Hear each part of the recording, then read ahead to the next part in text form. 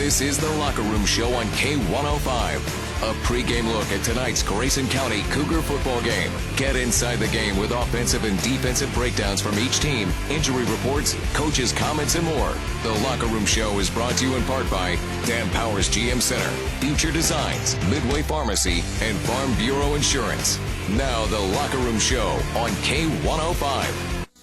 The Grayson County Cougar football team is in Bowling Green this evening to take on the Warren Central Dragons in a monstrous Class 5A Region 1 District 2 matchup between a couple of schools that have battled the last 3 years. Only 18 points separated them in those 3 games. The Cougars winning the last 2. Warren Central took last week off, so you know they are ready and willing to fight here tonight for district supremacy as the Cougars battle for a chance at another home playoff football game in a couple of weeks' time. It's the Warren Central Dragons and the Grayson County Cougars on the home of Grayson County Cougar football, K105. Good evening, everyone, and welcome in to the Locker Room Show here on K105 as the Grayson County Cougars take on the Warren Central Dragons tonight in a monstrous Class 5A matchup from Bowling Green. Tom Benson, Sean Longston with you from Warren Central's Dragon Stadium, I should say here, as the Cougars coming in with a record of 7-1. Warren Central is 5-2, winners of their last 3 straight. The Cougars are ranked in this week's Class 5A state poll in the Associated Press, number 7. They were number 10 after that loss to Bowling Green, but jumped up 3 spots in this week's poll. Warren Central is number 10, tied for number 10 in this week's Class 5A poll. So a big one here tonight, and a big one that will go a long way in determining who will host a playoff game in 3 weeks' time, Sean Longston, as we saw a year ago that the Cougars knocked off Warren Central up at Cougar Stadium, only to see Warren Central upset Bowling Green, creating a 3-way tie atop the district standings. And ultimately, due to tiebreaker situations, the Cougars ended up on the short end of the stick, and that one did not host a playoff game last year, had to go to Owensboro. A win here tonight, and provided that Bowling Green goes on and beats Warren Central later on this year, the Cougars will host a playoff game later on. Tom, and that's obviously one of the huge goals that Coach Smart set in front of his team prior to this season, and was to not only get in a playoff game, but he wanted to host a playoff game. It's very important, and he feels like that momentum with having that home crowd behind you can really kind of excel you in the playoffs and get you started on the right track. And, of course, it's really going to boil down to the night and what Bowling Green does in the remainder of the season when they face off against Warren Central. But, talked with Coach Smart a little bit about that, Tom, earlier, and he said, Sean, we can play all the scenarios we want, but we got to take care of business tonight by starting off by beating Warren Central. So this is a big game for them, and it's also, obviously a big game for Warren Central. Warren Central, a team coming into this, as you said, 3 consecutive wins. They had last week off, so they had a week to prepare for this game. So, they're going to be extremely ready to come out firing on all cylinders. And, of course, Grayson County, as we've been talking about, it's a huge game for them in order to secure that home playoff berth. Well, I mentioned earlier, these 2 schools have, of course, met the last 3 years as district rivals, and it has been 3 games that have been separated by only 18 points. Warren Central won back in 2007, 28-21 here at Dragon Stadium. But the Cougars have won the last 2 years, in 2008, 15-12, and in 2009, 21-13. And so the Cougars, winners of 2 straight, they know they're going to get Warren Central's best shot here tonight. They're tired of losing to Grayson County, and they've also had a week bye in between their last football game, so they are going to be probably healthy and ready for tonight's matchup. Yeah, they really are. And one of the things about this Warren Central team, Tom, talked with the coaching staff, they said this is one of the most athletic teams that they're going to see all year, even including Bowling Green. And they've got several key players, this Warren Central team, that some of the top guys there in the district, and not only that, but even the region. And, coming into tonight's game, you talked to a lot of the fans of Warren Central, Tom. Quite frankly, they feel like this team could easily be 7-0. There's only, in the 2 losses Warren Central had, it's been a total of combined 14 points. So just, 2 touchdowns has kind of kept this team there, from having that successful season, or at least being unbeaten at this point. So they've lost 2, and as I said, just 2 touchdowns. We are about 23 minutes away from kickoff here as the Grayson County Cougars take on the Warren Central Dragons. You're listening to the Locker Room Show coverage of Grayson County football on the home of Cougar football, K105. More of the best mix for the Twin Lakes. Thanks for listening to K105. It's time for Grayson County Cougar football. Brought to you in part by Future Designs, Midway Pharmacy, Auto Smart, and Carter Herald Memorial State Farm. The players are ready to kick it off. Let's head to the field for Cougar football on K105. Good evening, everyone, and welcome in to Grayson County Cougar football coverage here on the home of Cougar Sports, K105. Tom Vincent and Sean Longston with you this evening from Bowling Green's Warren Central High School. We are at Dragon Stadium, where we have a huge matchup in Class 5A Region 1 District 2 between the Dragons and the Cougars here this evening. And we have the opening possession on the field right now for Warren Central, and his play is going to go nowhere. The Cougars kicked off to start this football game. They won the toss, but elected to defer until the second half. And the first play from scrimmage, Warren Central took one deep but was unable to connect. And now they have the football with a 3rd down and 11 upcoming from their own 34-yard line after a run on a quarterback keeper.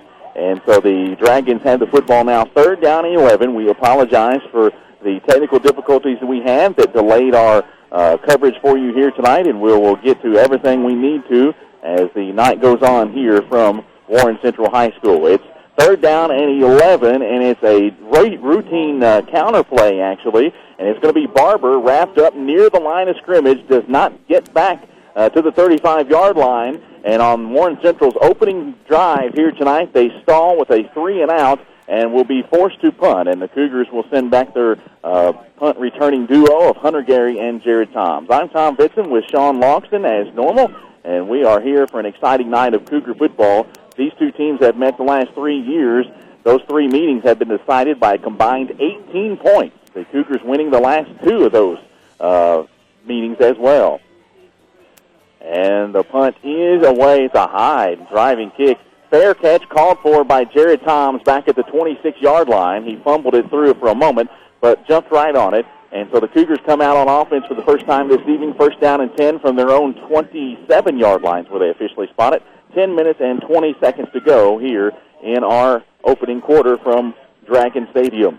That was a great stop there by Grayson County defensively there. Warren Central obviously coming out. We talked a little bit in pregame about this team, 5-2 on the year. Could easily be a 7-0 ball club. They've lost 2 games by a total of 14 points combined. So the Cougars out on offense. It's Hunter Gary, of course, under center. 1st down and 10 from their own 27-yard line. And we have a flag coming in before we get this play off, so we'll have to settle what that is. We apologize again for missing our opening kickoff tonight, which was brought to you by District Judge candidate Darren Sipes, but we should be in good shape for you for this evening. Penalty still is actually now being picked up, so no flag. They threw it on the field, but now talked and said there was no penalty, and so now we'll restart it. 10 minutes, 20 seconds to go. Hunter Gary lines up under center in this formation, wide receiver either side. Jacob Pierce goes in motion. It's a quarterback keeper, and Gary finds minimal room out across the 27 to the 28 for a pickup of 1. Our starting lineups tonight are brought to you by Vision First in Litchfield. The Cougars on offense go, of course, with Hunter Gary at quarterback. The split backs are Jacob Pierce and Sean Tettle. Fullback Cody Bertram. Split ends Desmond Goldsberry and Dylan Douthit. The offensive line, Gavin Alvey, Morgan Decker, Michael Wood, Cody Yeager, and Logan Nichols. Cougars on the field, 2nd down and 9 from their own 28-yard line. Gary up under center. Goldsberry split wide to the near side. Cougars operating right to left on your radio dial. Back to throw, Gary. Nowhere to go with the football. He's blitzed, and he's going to be sacked back at the 25-yard line for a loss of 3. It'll bring up 3rd down and long. Yeah, that was a great defensive stop by Warren Central that time. Savon Hayden, the outside linebacker, did a great job of keeping containment. Hunter, for a minute, dropped back to pass, couldn't find a receiver open. The pocket seemed to collapse really quick on that one, Tom, and Hunter looked like he might have tried to run it to the left, but as I said, the outside linebacker played that play nicely, loss of 3. Need the 37-yard line for a 1st down. The ball spotted just inside the 25, so we'll call it 3rd down and 12. 2 wide receivers to the far side, 1 to the near side for Gary under center. Hunter is going to roll out right, looks to throw, has the option of running. He's going to tuck it and run. Gets across the 30, 35, and battling for a 1st down, but he's going to be caught short as he gets to the 35-yard line. Does pick up 10 yards, but he's 2 yards shy of a 1st. Yeah, tough break by Hunter that time. Great job recognizing he didn't have a receiver. He elected to keep it and run with the football, as you said, just a couple yards shy. But this Warren Central defense, Tom, one thing they do so well is they're an athletic, bunch of kids, and they do get to the football fast, and that's exactly what happened there. They were able to recognize that Hunter tucked it, and the cornerback from the far side actually came over and made that tackle, just saved a first down for the Cougars. And, of course, Hunter on to punt. He's sort of the Randall Cobb of this Grayson County Cougar bunch, as he's the punter and kicker, and also the quarterback and a defensive back. Gets the quick way. It's Cortez Barber, fumbles the kick, and he is going to be able to grab it and run out of bounds, but he's going to actually lose about 10 yards from where he was able to get his hands first on that punt. It goes all the way back out at the 22-yard line. He had caught that initially around the 30, but lost it, went right through his hands on a muff, and he loses yardage all the way back to the 22. Tom, big break for Grayson County. Cortez Barber, he's back there on those punt returns. He's an extremely dangerous guy at all areas of the field. Talked to Coach Smart before the game,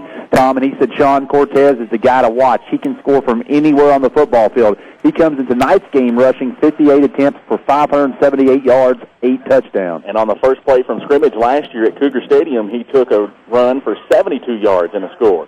Back to throw, Warren Central looking to pass. Now no one open, just throws it away. This could be intentional grounding. Sophomore quarterback for Warren Central, Michael Bush. Yeah, I can't believe the flag's not thrown. He didn't have a receiver within 10 to 15 yards from him, Tom. If I'm the coaching staff of the Cougars, I'm a little bit more probably in the side judge faces over there, kind of at least pleading my case because, as you said, it should have been on that particular case. Yeah, there was the closest person to that football was Jacob Pierce of Grayson County, so nowhere on that one. Second down, 10 yards to go. Michael Bush up under center for the Dragons. DeMonte Smith gets the handoff across the 25-30. He's got room, and he's going to be tackled finally as he took Jacob Pierce for a ride of 5 yards. They bring him down at about the 42-yard line. And it's a pickup of 20 yards for DeMonte Smith of Warren Central. DeMonte Smith, another one we're going to have to keep an eye on tonight, Tom. Coming in this game, 94 carries, 617 yards. So between him and Barber, each one of those guys, they contribute 1,200 yards rushing for this Warren Central team, who has on the season just a little bit of actually 1,700. So just 500 yards shy from the total season's number of rushing yards on the year. So first down and 10, Barber goes in motion to the near side. They give it to Smith, who trips and falls in the backfield and was cleaned down by Morgan Decker as they mark it about the 38-yard line, so a loss of 4. Let's get to your Vision First starters on defense for Grayson County. Nick Haycraft, Cave Ashley, and Morgan Decker make up the defensive line. Linebackers, Cody Bertram, Dustin Crane, Dustin Peak, and Shane Goff. And the defensive backs, Jacob Pierce, Braxton Williams, Ethan Henson, and Hunter Gary. Your starting lineups tonight brought to you by Vision First in Litchfield. Tom, it's going to be a challenging night for this Grayson County defense trying to stop both Smith and Barber. They come in tonight's game only allowing 79 yards per game rushing. It's going to be a little different story tonight. Bush under center. He gives on a jet sweep left, and it's going to get positive yardage to the 43. A gain of 4. It'll bring up third down and 9. Keenan Reed on that carry for Warren Central. Reed comes into the game only with 21 carries on the year for 174 yards, but he's one of only 4 players on this Warren Central team, Tom, that has over 100 yards rushing. You look at Grayson County, we have 9 players over 100 yards rushing. Michael Bush, similarly to a lot of high school quarterbacks, he's a sophomore, goes all the way over to the sideline to get his call. There's Warren Central sidelines directly in front of us, and the ball's on the left hash. So the Dragons have to hurry here to avoid a delay of game. It's Barber in motion. He gets the pitch going right. He's huddled up and going to be brought down as he crossed to the 44-yard line. Picked up a yard, but Shane Goff, Dustin Crane there to bring him down for Grayson County and force another punting situation for the Dragons. Yeah, that was a great job by Shane Goff, and as you said, Hunter Gary finally coming in there as well. We had a number of Grayson County players. More importantly, they did a great job of keeping containment. Barber's that type of player. If he gets that corner on you, he's going to turn it up the field and make you pay, but that time Grayson County stretched it out and didn't allow Barber to get the corner. Jonathan Thompson standing in his 33-yard line to punt this one away for Warren Central.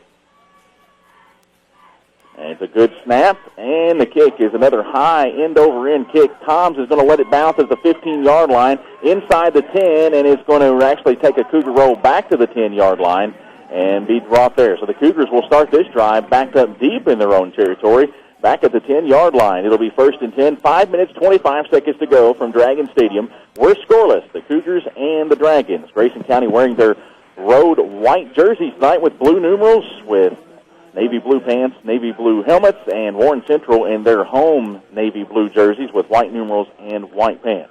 Tom, neither team at this point, being able to get their offense kind of going or establishing any rhythm. However, the defense on both sides have been consistently solid at this point in the game. Gary under center with Jacob Pierce in motion to the far side. The give is to Dustin Peak straight up the middle, and he finds no room whatsoever. Brought down at the line of scrimmage, and it will be second down and 10. So Dustin Peak with his first carry. They're platooning, of course, here tonight like they've done most of the season with Peak and Bertram splitting time at fullback. Dustin Peak, that was his 22nd carry on the season, 169 yards prior to that carry and 4 touchdowns. And as you said, we're going to be utilizing, obviously, the Cougars, a lot of different players out of that backfield. Seen Dustin for the first time tonight. Second and 10 as Gary operates from under the center. And he's going to run the option to the far side, and he's going to be brought down. He had the pitch to Pierce for a moment, elected to keep it, and was hit right at the line of scrimmage for another no-gain play. It will be third down and 10 Cougars from their own 10-yard line. Grayson County starting out on the 10. They're fortunate both times, Tom, just to get back to the line of scrimmage. Very dangerous-looking type plays. And this Warren Central defense, what makes them so successful in this season has been their speed. It's not necessarily their size, but it's their ability to get to the football quick. And that so far has given Grayson County difficulty because, as far as the offensive linemen are concerned, they've been showing a little bit weaknesses in terms of getting to their man before the defense is able to make a move and get in the backfield. Gary will operate out of the shotgun this time. Now he's going to come up under center. Tom's to the right, Goldsberry split wide to the left. Gary rolls back to pass. 3-step drop. Now he's going to run, and he's not going to have a lot of room. Actually just gets back to the line of scrimmage, and that's all. It's going to be fourth down and 10. Gary has had success the last 2 meetings with Warren Central. Ran for 74 yards and 2 touchdowns last year in 08 as a sophomore. Had 94 yards rushing and 2 touchdowns. Tom, I'm not so for sure on that play if Gary never even intended to look down the field to pass the ball. It was, I think, maybe a quick kind of quarterback keeper. He dropped back just to threaten the pass and immediately tucked the football and tried to get some yardage upfield. Hunter standing his own goal line to receive this punt snap. It's a high snap, goes over his head. He's able to get it up and kicks it. What a play by Gary. Warren Central is going to be set up inside Grayson County's 30-yard line, but it is going to be fortunate that the Cougars didn't get a safety called on them there or a blocked punt and a touchdown because Hunter did a great job after the high snap of getting that football away, and actually they are going to spot it at about the 32-yard line, so a favorable spot. Yeah, excellent field position obviously here for Warren Central, but what an amazing play by Hunter Gary because that ball was snapped well over his head, Tom. He had to jump up and basically tap it back to himself with one hand and then had to kick it kind of sideways and then kind of bring his leg around in order to get the football to go up the field, not just immediately out of bounds. A great play by him, nevertheless. Bush under center, and the give on another jet sweep makes about 3 yards. It was Keenan Reed again on the carry. He gets the motion call from the right side of the formation and runs over left in motion, gets the handoff, and gets 3 yards on the play. Tom, talked a little bit earlier about Grayson County. They only allow 79 yards rushing per game on the season. This Warren Central team comes in averaging 250 yards almost a ball game. Second down, 7 yards to go. 3 minutes and 45 seconds. We are scoreless at Dragon Stadium in Bowling Green. Warren Central and Grayson County. The Cougars 7-1, Dragons 5-2. Bush with Reed going in motion to the left again. This time gives to Smith straight up the middle. Not a whole lot of room as Shane Goff came in to cut him down on his legs. He gets to the 27 for 2 yards. That was a real kind of risky type handoff that time by Bush. Bush looked like he was fully extended, and almost Reed had almost passed him up on that handoff exchange. But nevertheless, they were able to make the exchange, and as you said, Reed picked up a couple yards. So it'll be third down and 5 for Warren Central with sophomore quarterback Michael Bush. They are primarily a run-oriented offense. Grayson County's looked really solid defensively so far, Tom. Right now is going to be a huge play because if Warren Central's able to move the chains here, they're going to be really close to the red zone. And Bush taking a 5-step drop, looking to throw. Over the middle, has his man complete, but it's going to be short of a first down. Reaches the 25-yard line. Shane Goff there for the stop on Warren Central's Devon Green. That was a great play by Shane Goff, Tom. He came up and made a nice hit on Devon Green. Great little pitch and catch there between the quarterback Bush and Green. However, Green did not recognize where the first down marker was, came up very shy. But give Shane Goff a lot of credit for coming up and making a hit immediately after Green made the catch. I may have mentioned earlier that Cody Yeager was starting on the defensive line. Actually, Caleb Ashley getting the start here tonight for Grayson County. 4th down and 3. Warren Central going for it. They give it to Smith up the middle. Hit in the line of scrimmage, but he moves the pile forward down to the 20-yard line, easily picking up the first down. And Warren Central will begin a possession in the red zone here at the 20-yard line. Yeah, only needed 3 yards, Tom. You know, the great thing was Grayson County was in the position to make the play, but give DeMonte Smith a lot of credit. You know, a big running back he is. He just kept his feet moving, as you said, was able to move that pile down the field to enable himself to pick up that first down to keep the chains moving for Warren Central. Tough break for the Cougars because they look like, you know, they played really solid that last drive there, but just couldn't hold them there on that 4th down attempt. 1st down and 10, Dragons from the Cougar 20-yard line, and this time it's to Barber running right, and he is hit. He's going to get positive yardage down to about the 17-yard line, but that's all as the Cougars are keying in on him each and every time he is anywhere near the football.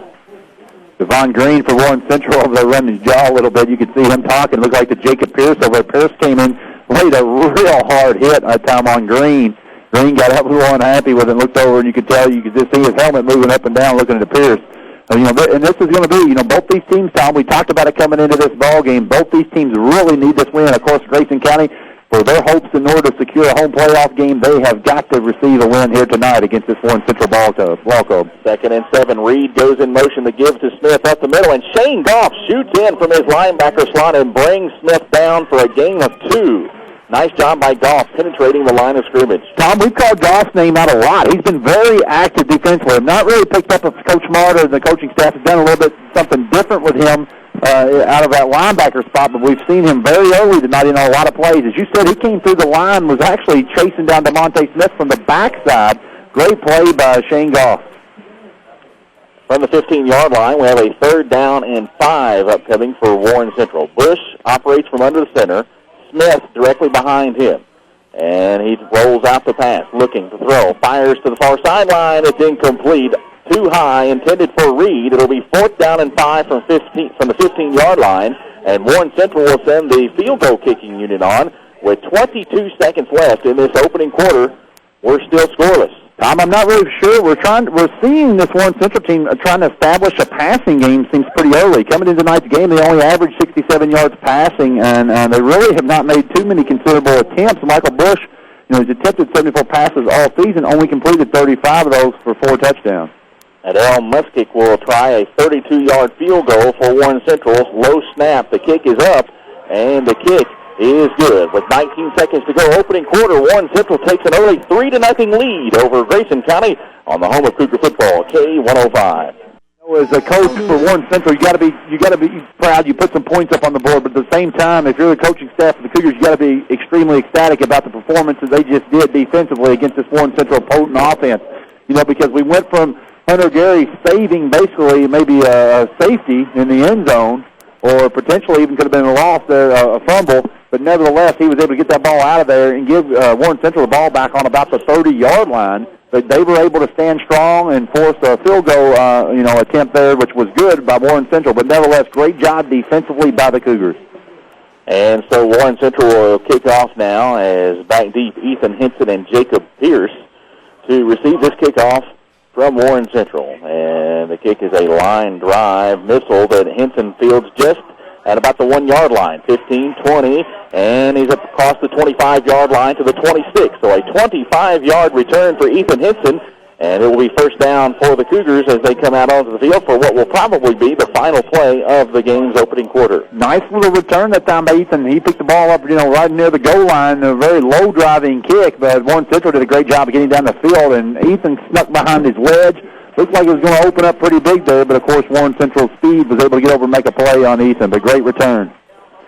13 seconds to go. First quarter, Cougars with it at the 26-yard line, 1st and 10. Hunter Gary hands to Cody Bertram up the middle, and he gains about a yard and then is pushed back by a number of Dragons, and now they're pushing him on the field. That's going to bring us to the end of the opening quarter. The Cougars will go over to the sideline and review their play. And while they do that, why don't you take the time to let State Farm agent Carter Harrell review your coverage to make sure you're protected.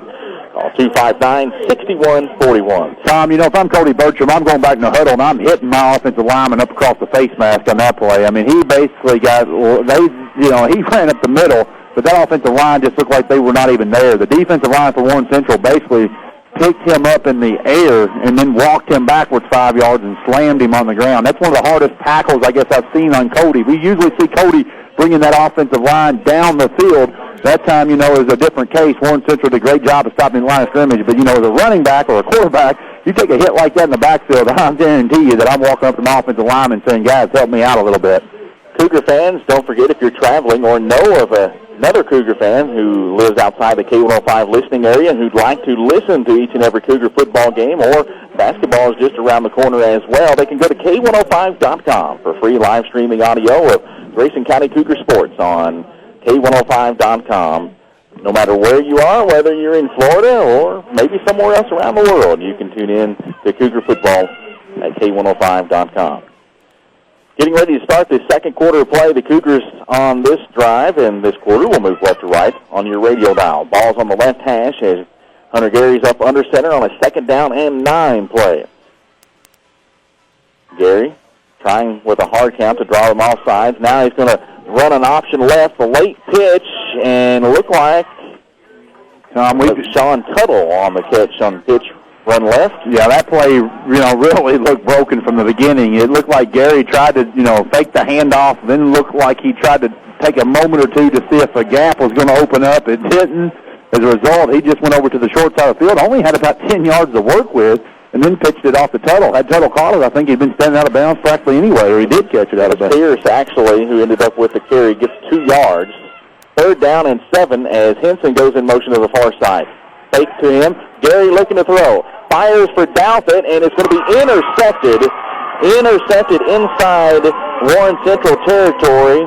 It was Devon Green with the pick for the Dragons, as they'll have the football at their own 42-yard line, as that time Douthit was double covered and probably a throw that Hunter, I'm sure right now, is thinking he'd like to have back. Yeah, Hunter on the year has only thrown 4 interceptions in 75 attempts, Tom, and as you said, that's probably one of the poorest decisions we've seen Hunter make all year. He tried to throw it over to Douthit, but Douthit ran just a corner route, but had 2 guys all over him, and Hunter, that's the thing with this type of team, Warren Central's defense, you cannot throw the ball up for grabs. These guys with Warren Central, they're going to go up and catch it at its highest point, and that's what Dylan Green did for the Central Dragons. Bush under center with Barber in motion to the far side. Bush fakes it to him, now out to throw into the flat. Has Reed, who bobbles it and then brings it in, but is hammered immediately by Jacob Pierce for a loss on the play. Actually, they're going to get him near the line of scrimmage is where they're going to spot the football, so it's going to be 2nd down and 10 upcoming for Warren Central. And again, the Cougars swarming on defense. Yeah, great job by Jacob Pierce getting over there and making a play. Once again, this Warren Central team, they coming off that interception by Devon Green. One of the things they tried to do there is come immediately out from under center and make a quick pass. I'm very kind of shocked to see how many times this Warren Central team has thrown the football. That's their 6th attempt tonight. As I said, they've only completed 35 passes all season coming into tonight's ballgame. And this time they give to Reed running left, and no room for Reed. He gets to the 45-yard line, and then is hammered back. Caleb Ashley, Nick Haycraft, and Dustin Crane all get up from the pile. He gets a gain of 3 on the play. It'll be 3rd down and 7. Really impressed with the way the defensive line is. Caleb Ashley, he just basically threw his man out of the way, and when he threw his man out of the way, it knocked another guy down as well. Just, manhandled the offensive lineman and was able to get over there and make a play. So great job by Caleb. Defensive line playing very strong, but this is one of those type teams, Tom, you've got to keep playing, because Warren Central, one of the things Coach Smart said is the athletes that they have, they'll grind you out, and if you have one mental breakdown, they'll make you pay for it. And Barber certainly is the big playmaker for Warren Central. He goes in motion off to the right side as Bush is under center, takes the snap, gives to Smith up the middle, and Smith reaches the 49-yard line, and that is all. Picks up 4 yards. He needed 7 for a first, so they're going to be 3 yards shy of a first down, and we'll send the punting unit out onto the field. Once again, Grayson County's defense playing very solid that time, stopping Smith short for the first down, but one thing that we've got to get going is get some rhythm offensively. We've yet to really see any type of production out of the backfield. Hunter has carried the ball 5 times for 8 yards. One of them was for a 10-yard carry, but that carry came up a couple yards short from picking up a first down, and the only other positive yardage carry has been by Jacob Pierce for just 2 yards on that last play that they had offensively. Jonathan Thompson to punt, and Jared Toms is going to fair catch it at the 14-yard line. Don't forget the Grayson County Cougar football team closes out regular season play next Friday night at home. It's senior night for 20 seniors, so come out and support this football team, this group of seniors that has done so much for the Grayson County Cougar program, and it's going to be a battle for the tobacco stick. Edmonson County coming to Cougar Stadium should be an interesting battle, as Edmonson County has cracked the top 10 poll in their respective class as well, so should be an interesting matchup next week from Cougar Stadium. Grayson County first down and 10 from the 14-yard line. Hunter Gary up under center. In motion, Ethan Henson to the far side. Quick hitch throw to Jacob Pierce. He's got it for Sicilian Bank hometown connection across the 25 to the 27. It's a pickup of 13 and a Davis Insurance first down. That's a great job. Real quick pass that time to Jacob Pierce, and Pierce did a great job of hanging on to the football and delivered the contact. He knew Devon Green was very close to him, Tom, but it didn't keep him from watching the football in and then trying to make a move. It's the Cougars' first down of the evening. We have 9 minutes to go. First half, Grayson County trailing Warren Central 3-0. Hunter Gary up under center. In motion is Pierce to the near side. Takes the toss, trying to get to the outside. Is going to be hemmed in the backfield and brought down at about the 24-yard line. Loses 3 yards on the carry. It'll be second down and long. That was a great job defensively by Warren Central. You know, they made a quick adjustment. Grayson County brought the guy over in motion. You could see the linebackers, Tom, for Warren Central talking among themselves, and they shifted over and was able to keep containment that time and make that tackle on Pierce for a loss of 3. Second and 13. Goldsberry wide left. Jared Toms split to the near side. Ball's on the right hash mark. Gary up under center with Ethan Henson in motion going to the far side. Back to throw Gary. Looking for it. Fakes the pass and is going to be brought down and for a sack back at the 21-yard line. Loses 3 more yards, and it will be third down and about 16 to go. Gavin Alvey and Logan Nichols both kind of hitting their helmets that time. Offensive linemen for Grayson County, you know, they just basically did not pick up a guy. Defensive line walked through there and swallowed up Hunter. Hunter didn't have time to even look down the field. And out of frustration, you could see both Logan Nichols and Gavin just kind of hitting themselves thinking, man, I missed one there, and that's exactly what happened. And Hunter's not had any time tonight, to be perfectly honest. You know, when he's dropped back, you know, only attempted a couple passes, but even the interception, he got rid of that a little bit early. And he's had to tuck it and run on a couple of intended pass plays where he just didn't have the time to throw. Third down and forever.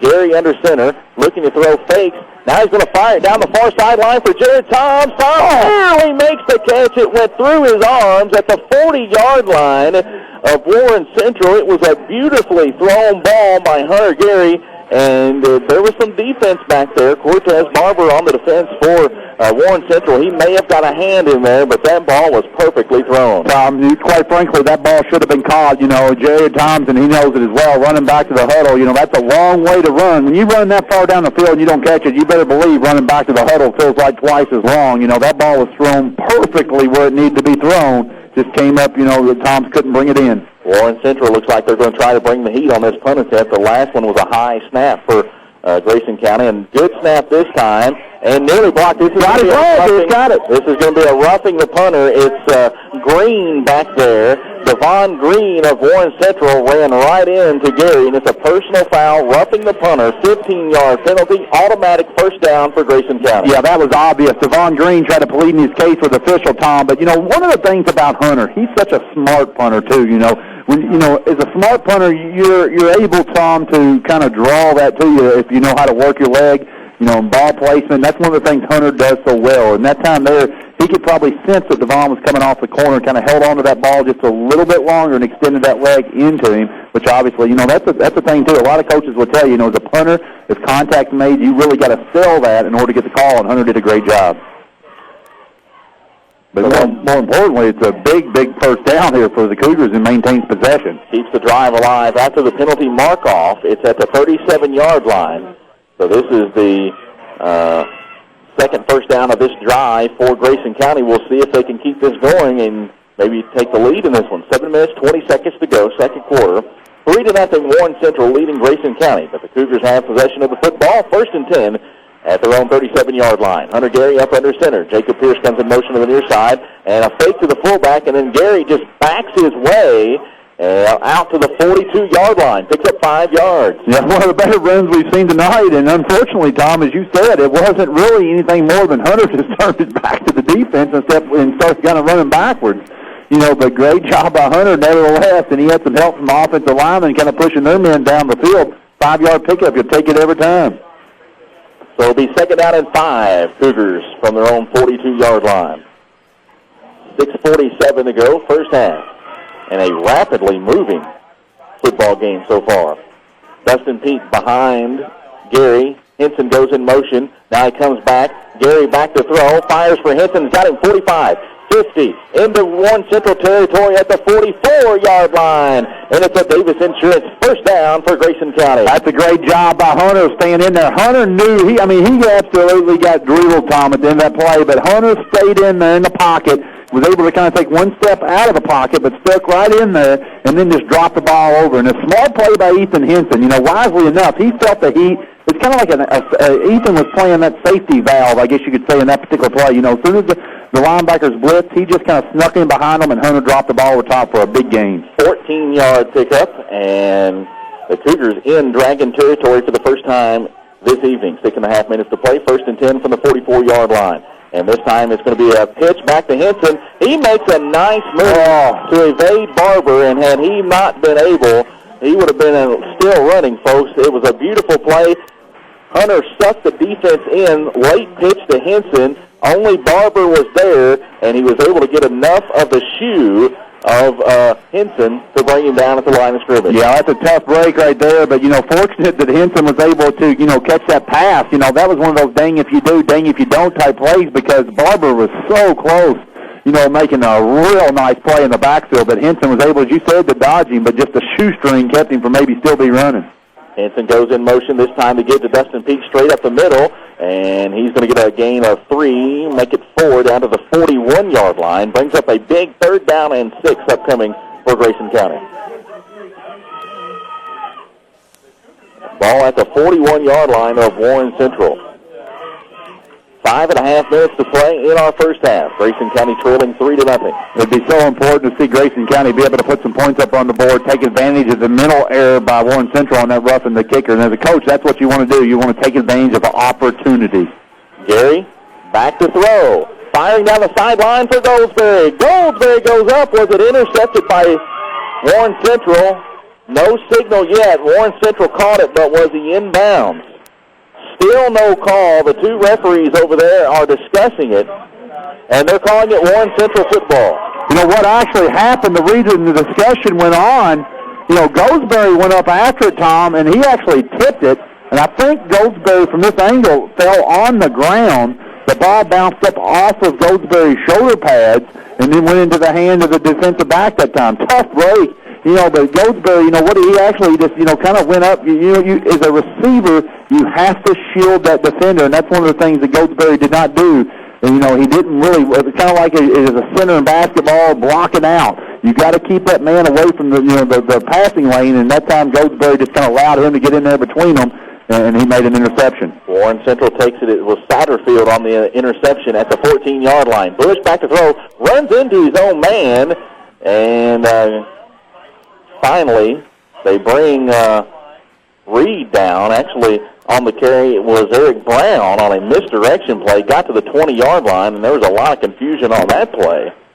So, Tom, going back offensively to the Cougars, Hunter having a rough night so far. Came into this game only 4 interceptions on the year, 2 already tonight, and just about 6 attempts. So that drive by Grayson County, their deepest penetration into Dragon territory tonight, thwarted. 2nd down and 4 for Warren Central. They have the football just outside the 20-yard line. Bush operates under center. Barber goes in motion to the right, takes the pitch on a jet sweep, running right, has room, but he's tripped up. Big play. It was Dustin Peak who got a shoelace, and that was about all, and Barber was 1 step away from breaking another long one. Yeah, Dustin Peak definitely saved the touchdown, and I don't even know if Peak knew it. He kind of got blocked into the ground, and then just his arm kind of flew out. As a result, he was able to trip up Barber, and it's amazing how little amount of time it takes Barber to get going full speed. I mean, he wasn't, he probably wasn't 4 or 5 steps out from that backfield, Tom, and he was at his full speed stride. 14-yard pickup to the 34-yard line. First down and 10, Warren Central. They have the football, 4 minutes to go, opening half. Cougars will receive the opening kickoff of the third quarter. It's a give to Brown running up the middle, finds room across the 40, and is finally brought down at the 46-yard line. 12 more yards for Warren Central. Brown's got 18 yards tonight on 2 carries. The thing about Warren Central or any team that's extremely athletic like this team that has those big playmakers is really just that mental game. If Grayson County can continue to grind away at them defensively and get them, allow them only just a couple yards here, a couple yards there, they'll fine. But, if they make a big play, those players, they feed off each other, those type of athletic players, and that's something Grayson County cannot allow to do. And Brown this time takes the jet sweep from the quarterback and is brought down by Caleb Ashley back at the 41-yard line. 5-yard loss as Ashley breaks through and makes a big play. Ashley's having a big game tonight, Tom. He's been on a number of plays, and he's causing a lot of problems for this offensive line for Warren Central, and he got through the line of scrimmage and made a wonderful play on Brown for a loss of 5. Great job by Caleb. And again, it's critical for the Cougars to hold here on this drive for Warren Central because they do get the opening kickoff of the third quarter. Bush comes up under center, second down rather, and 15 yards to go. Barber goes in motion to the far side. The give is to Smith straight up the middle, and he's hit as a penalty marker flies. It was Morgan Decker bringing him down across the 45 to the 46. Play made 5 yards momentarily. Yeah, they're going to holding on Warren Central. That flag came in there quick, so big break for the Cougars. Tough break against Warren Central for their side fans. But a play we definitely needed because you said they were moving that pile down the field. Warren Central was. So that will back it up 10 yards from the spot of the foul. If Grayson County can continue to hold this Warren Central offense, Tom, you got to be extremely proud of the effort they played here defensively in this first half.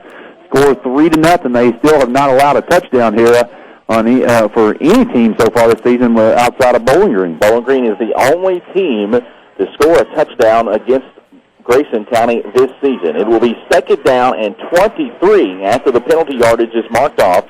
Warren Central has the football at their own 34-yard line. They have to reach the Grayson County 44 for a first.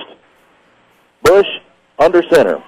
Smith behind him. Barber is going to go in motion off to the right side, and Bush is back to throw. Looking, firing down the sideline. It's a wounded duck, and intercepts it.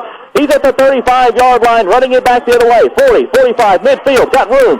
45, 40, and brought down there. Big play by Jacob Pierce. I've called it before. I'll say it again. Pierce Island when he's on that side of the field. Tom, that was a phenomenal play by Jacob Pierce. Dylan Green was running down the field, and a great receiver he is. We've seen Pierce so many times, Tom, make those big plays, but we also seen him strike out a couple times, meaning that he's went up for the football and timed it wrong, but he timed that play beautifully and couldn't have been at a better time. Grayson County right now, 2:20 on the clock. They're on their side of the football field right now. Momentum going there. They really need to make a score, getting the ball back here in the second half as well. Cougars have their full allotment of 3 timeouts also as they begin this drive in Warren Central territory at the 40-yard line. Pierce now goes in motion. Now over the play, it's a Hinson 30-yard line brought down at the 28. Ethan Hinson on the Sicilian Bank hometown connection collects 13 yards as they mark it at the 27 and a Davis Insurance first down. Great play by Ethan. We've seen Ethan become more developed in this offense, the last few ball games. Ethan's going to be one of those great players. The coaching staff thinks extremely highly of him, and obviously the go-to guy tonight for Gary. Gary immediately looked at him on a quick hitter, and Ethan made something out of about a 5 or 6 yard pass into a 13-yard pickup. Gary under center, now running the option with Ethan. He's going to keep it and find minimal running room. He gets to about the 26, a gain of 1, and that was all. That interception by Jacob Pierce was his 3rd of the season. Tom, it's hard to believe, really, only just 3 for him. This defense secondary has been involved in so many interceptions and made so many big plays, but Pierce has probably batted down probably 20 passes that came very close to being an interception. And I mentioned teams a little bit more afraid to throw his way because he is such a phenomenal defensive back. He's going to get a fake toss from Gary now. Hunter steps up looking to throw. Now he's going to run, and he's going to be brought down behind the line of scrimmage. This is going to lose a couple yards back to about the 27-yard line, And Grayson County is going to spend its first timeout of the half. It's going to be 3rd down and long. We have 1:15 to go in this one. 3rd down and 11. Grayson County as they have the football at the 28-yard line. Tom, coming into tonight's game, Hunter, obviously one of his biggest strengths has been his ability to run with the football, but tonight he's having an extremely difficult time getting anything going offensively out of the backfield. Coming into tonight's ball game, 84 rushes, 691 yards, and 11 rushing touchdowns. But Warren Central, they've really keyed in on Hunter, and quite frankly, Hunter has not had a lot of time offensively, and one of the things, too, I think that caused some difficulty for this Cougar offense has been really at that offensive line. This Warren Central defense is causing some problems up there because one of the things I've noticed as well is, our success running the football has really came at the kind of expense of us selling those fakes out of the backfield, and we haven't really seen that because Hunter hadn't had time to really fake it. As soon as he's taking that snap, he's having to hand it off quickly, shorten up his fakes and his drop, and it's caused him some difficulty. And quite frankly, I think it's been in his mind as well on several of those passes. Well, they're giving up less than 10 points a game on the season, so they're a stingy defense as well as the Cougars are. Gary under center on 3rd down 11. Jacob Pierce goes in motion. Gary back to throw. Firing it for Goldsberry in the end zone. And it's going to be a pass interference. As Goldsberry was in the end zone, Cortez Barber, as Sean mentioned, was face guarding him, never turned his head back around to the football. Pass interference, and this is going to give the Cougars a first down. Yeah, that's a great call by the officials. As a secondary, you got to make a play on the football, and that's what Cortez Barber did not have any clue where the football was. He basically watched Goldsberry's eyes and went up and just kind of shielded his face. And as an official, you're going to call that because you got to make an effort to go after the football and recognize where the ball's being thrown. And that's something Cortez Barber did not do that time. So great call, big break for the Cougars. Now, high school rules are different from the NFL. If you watch games on Sunday where pass interferences are spot fouls, and they place them where they are. So if this was the NFL, they would spot this football at the 1-yard line. Instead, it's going to be a 15-yard mark-off, and they spot it at about the 13-yard line. First down and 10, Grayson County. They'll take it as they are inside the red zone now. 1:10 to go in the half. Gary back to throw again. Pumps. Now we'll tuck it under and try to run. He's going to get positive yardage. He gets down to the 9-yard line, picks up 4 yards. Yeah, great job by Hunter. Wisely enough, as you said, pump faked it, then tucked it and ran with it, picked up 4. 4 yards is huge right now. The clock is continuing to run, so that's important to keep an eye on. Of course, Grayson County still, a couple timeouts at their luxury. Plenty of time. 2nd down and 6. Ethan Henson in motion. The give is to Bertram up the middle. Cody goes for the end zone, and he's going to be shy. He's down to about the 1-yard line. Yeah, Cody really wanted that one. His second carry tonight. Of course, the first carry we mentioned, he got picked up and slammed. He made up for it there. Great run.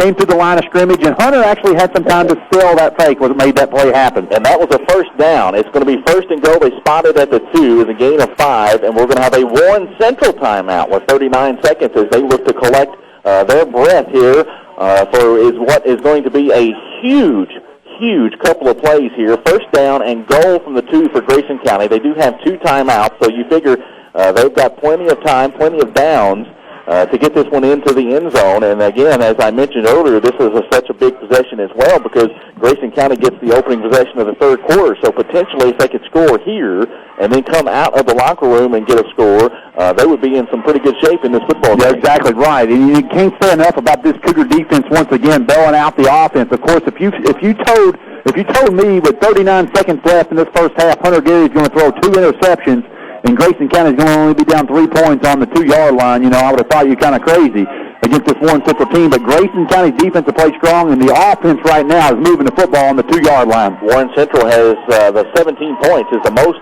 they have given up all season long. Cougars knocking on the door here, however. 1st and goal from the 2. Gary. The give to Bertram, hit in the back. Oh, look at him! Turning, he goes into the end zone. He was met behind the line of scrimmage, kept his legs turning, and goes in for a GC6, 2 yards away for Cody. Tom, that was a phenomenal play by Cody Bertram. Bertram was hit behind the line of scrimmage and actually got knocked the other direction. And as you said, he made a spin move. He looked like a point guard coming down, running a fast break, and just spun to the opposite direction and was able to pretty much walk into the end zone. But what a play! What knowledge that time and just field presence of Cody Bertram to get into the end zone. Great job. Extra point try is brought to you by District Judge candidate Darren Sipes. Hunter Gary off the Braxton Williams hold is blocked. by Warren Central, so the extra point is no good, but Grayson County does take a 6-3 lead, and will kick off with 35 seconds to go. Tom, now here's if you're the coaching staff for Grayson County, I take a little extra time with my players, and I let them know that, hey, look, we've got the lead here 6-3. 35 seconds is a lot of time on the clock for Warren Central to put points on the board with the type of players that they have out of that backfield, or even return the football, Cortez Barber, in that backfield. So if you're a coach, you're a special teams coach, I guarantee you, I'm telling Hunter, let's squib this one, or let's kick it short. Let's do not give them an opportunity to run one back here on this kickoff. Cougars do a lot of squib kicking, and we will probably, as you alluded to, probably will see that here with just 35 seconds to go, because Barber goes back deep. You don't want him getting anywhere near this football at all, because he is dangerous when he gets out into the open field. Yeah, and you got Keenan Reed back there as well. And Reed's another one of those dangerous type players, and as well as James Cardwell, another guy, not very big rushing the football, but a good special teams player. And it is a pooch kick, bounces at the 35-yard line, and it's going to be recovered by Dustin Peak. Looky here, Grayson County, they're going to call it down, but it's recovered by Grayson. You said Dustin Peak. It was just a little squib kick that time, and Warren Central just kind of nonchalantly didn't get over top of the football. It's one of those things, Tom, where so many times you'll see that happen where those players aren't really used to catching the football, and they just kind of stick around. Nobody wants to pick that ball up on that front line. They're there to block. And as a result, Dustin Peak just snuck right in there and recovered it. Look, 34 seconds on the clock. Still time to score. 28-yard line is where Grayson County has the football, and they have 2 timeouts. So the Cougars could strike again before this half is over. Gary up under center, back to throw. It's a quick wide receiver screen to Ethan Hinson at the 22. Bounces off a tackler, 20, fighting for yardage, but he's going to be brought down by a host of Dragons at the 20-yard line. Timeout Grayson County. 8-yard pickup for Ethan Hinson with 33 seconds to go in the half. Well, I think Grayson County got a little break there, too, because the clock never really started that time. The 34.9 showed on the clock, and, they got a play snuck in there, and only a second ran off the clock. Well, there was certainly more than a second that had lapsed in that time, but, hey, the Cougars will take it when you go on the road. Yeah, I bet it felt like 5 minutes for Ethan. He's out there dodging tackles, trying to save his life. And what a game Ethan's having. He was a real quick hitter, picked up 8 yards on that play, but, he tried to fight to get to that sideline to stop the clock, but, Warren Central did a good job of kind of corralling him and keeping him in bounds. But, how exciting is it right now, Grayson County, another opportunity here, 33 seconds, obviously Coach Mark really wants to punch one in here. It could be 2 scores in as little as about 30 seconds. So 33 seconds to go. Cougars have the football at the Warren Central 20-yard line, 2nd down and 2 yards to go. Hunter Gary up under center as Jacob Pierce is uncovered in the flat. Immediate throw to him. It's behind him, but it is caught. And unfortunately, Jacob had a lot of room to run when they got a lot more yardage. Picks up 5, a 1st down. The clock stops while they move the change. Cougars huddle up, get up to the line of scrimmage quickly as Hunter Gary makes the call. We'll see if they just spike it or go for a play here. Gary will throw again, looking to the end zone. Now he comes back to the right side, looking to fire. Goes for the end zone, intercepted by Barber at the goal line, and Barber's running out. He's going to be brought down at about the 10-yard line, and it's going to be Hunter Gary's 3rd interception of the first half, and another one, Sean, where he probably should have just tucked it and ran, got what he could get, and play on. Yeah, Tom, really, it's another poor decision. I hate to say that because, Hunter's so wise back to the quarterback spot, and he's wanting to make some big plays, but he's forcing some passes in some situations. There's too many athletic players in that secondary. Cortez Barber's just basically floating around there watching Hunter, just trying to pick one off, not even worried about anybody else. He's just kind of playing the football, so to speak, and that's what a lot of these secondary guys, they feel like they're so quick. If Hunter throws up narrow, they can break on the football, and that's exactly what Cortez did that time. Warren Central is just going to down this one, and that will be the end of the first half. Grayson County trailed 3-0 for the bulk of the first half. They get a touchdown late and lead 6-3 over Warren Central. We're back after this on the home of Cougar football, K105. We are at the half in Bowling Green at Dragon Stadium as Bowling Green's Warren Central High School. It is the Dragons trailing the Grayson County Cougars by a count of 6-3 here at the half. The Cougars' touchdown came at the 35-second mark of the second quarter. Cody Bertram with a 2-yard touchdown had another chance to score there late. but were unable to. But the Cougars do get the opening possession of the third quarter. We'll take another brief timeout and come back with more first half analysis, and we'll also, in our halftime segment, get a report from the Titans radio crew of Mike Keith, Larry Stone, and Frank Wycheck. It is Grayson County 6, Warren Central 3 on the home of Cougar football, K105. The Twin Lakes is K105. We thank you for tuning in to Grayson County Cougar football here tonight on K105 as Grayson County holds a 6-3 lead over Warren Central at the half. Tom Fitz and Sean Longston along with you from Bowling Green this evening. And Sean, the Cougars couldn't get much going on offense in this football game, but they did get it going enough late in that second quarter. Scored a 2-yard touchdown from Cody Bertram at the 35-second mark, then had another chance to score after fielding a squib kick on that kickoff. But the Cougars have to have a little bit of confidence going into halftime, coming out into the third quarter as they turn the football over 3 times in that first half, still hold a 3-point lead. Yeah, Tom scored 6-3 right now. You know, if you're the coaching staff, obviously, you know, you've got to tell yourself how well you have played defensively against this, you know, potent offense of Warren Central. You know, talked to Coach Mark before the game, and he said, Sean, you know, we're really going to have our act cut out tonight against trying to stop some of these key players out of that backfield. So, you know, obviously, with that being said, you know, you got to be very pleased with the way the defense has played. But, however, you know, if you can take a couple of those situations offensively, maybe allow Hunter a little bit more time out of that backfield and kind of talk to Hunter, let him kind of calm down. You know, he's making a lot of those real nice little quick hitter type passes. We've seen Ethan Henson make several big catches. Ethan's caught 4 for 35 yards, and Jacob Pierce has caught 2 for 18 yards. So, you know, where we've seen that success is those real quick type passes, 5-6 yards, and then let the running backs and receivers make big plays. Of course, you know, the reason we haven't really seen any success throwing down the field is because of the time. You know, and that's where, as an offensive line coach for the Cougars, you got to sit down and talk to your players at halftime and say, guys, let's help our running backs. Let's help our quarterback. You know, give us some time to make some plays. But, you know, going back to what you said, 6-3 right now. Grayson County with the lead, getting the ball back to start off the second half. Got to be very pleased where they're at right now.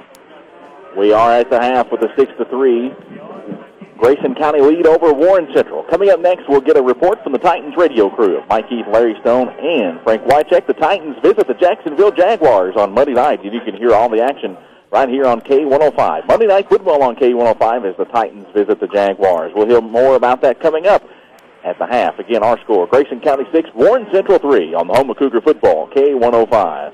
K105.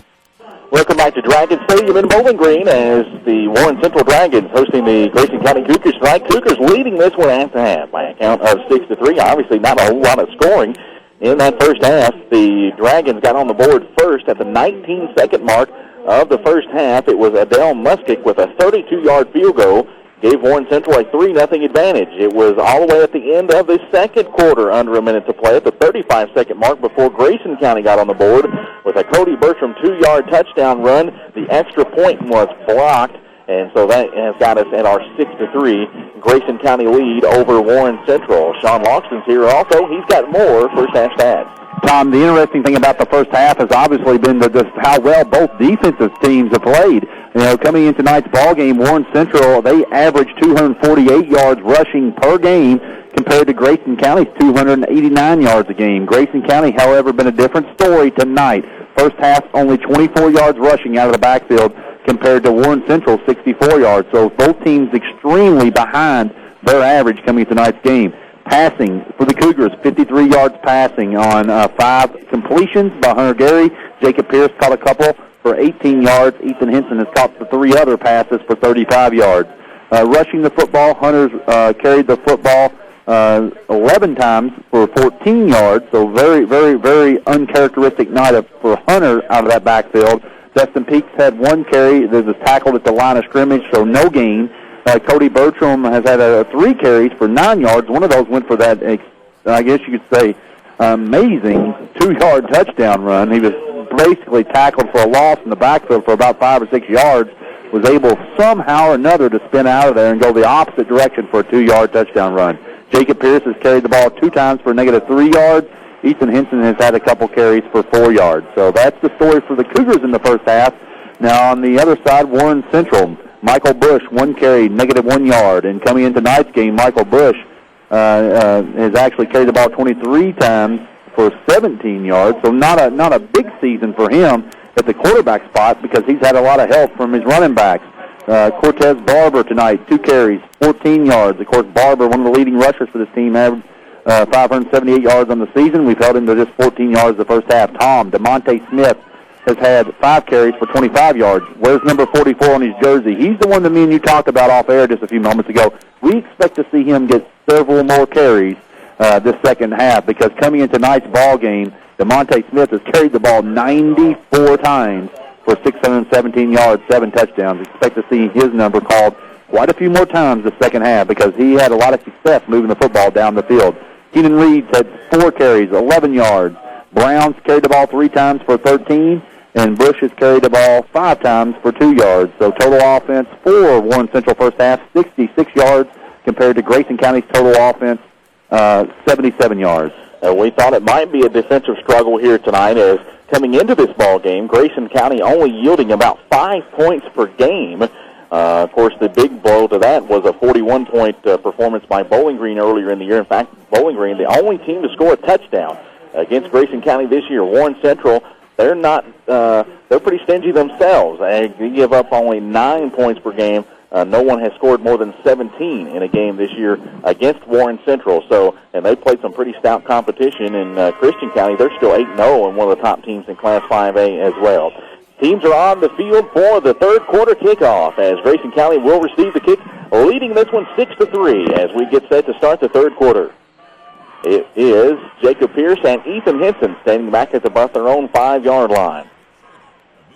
And the kickoff is a short, high kick. It's going to be fielded by Pierce at the 10-yard line, drops it, and then picks it back up across the 15 and is trying to get some tackles and get through some tackles, rather. And he's going to be brought down at about the 17-yard line. Very fortunate there as he caught the ball initially, muffed it as it fell to the ground. He was able to pick it back up and get out to the 17-yard line. So the Cougars, again, will start this drive deep in their own territory. Yeah, what Pierce did that time, Pierce and Henson actually, they were just a couple yards apart, almost seemed that neither one of them could figure out which one wanted to go after the football, but Pierce tried to look up the field before he actually caught it, and as a result, fumbled him, and you said just kind of muffed it, poor field position to start off here by the Cougars.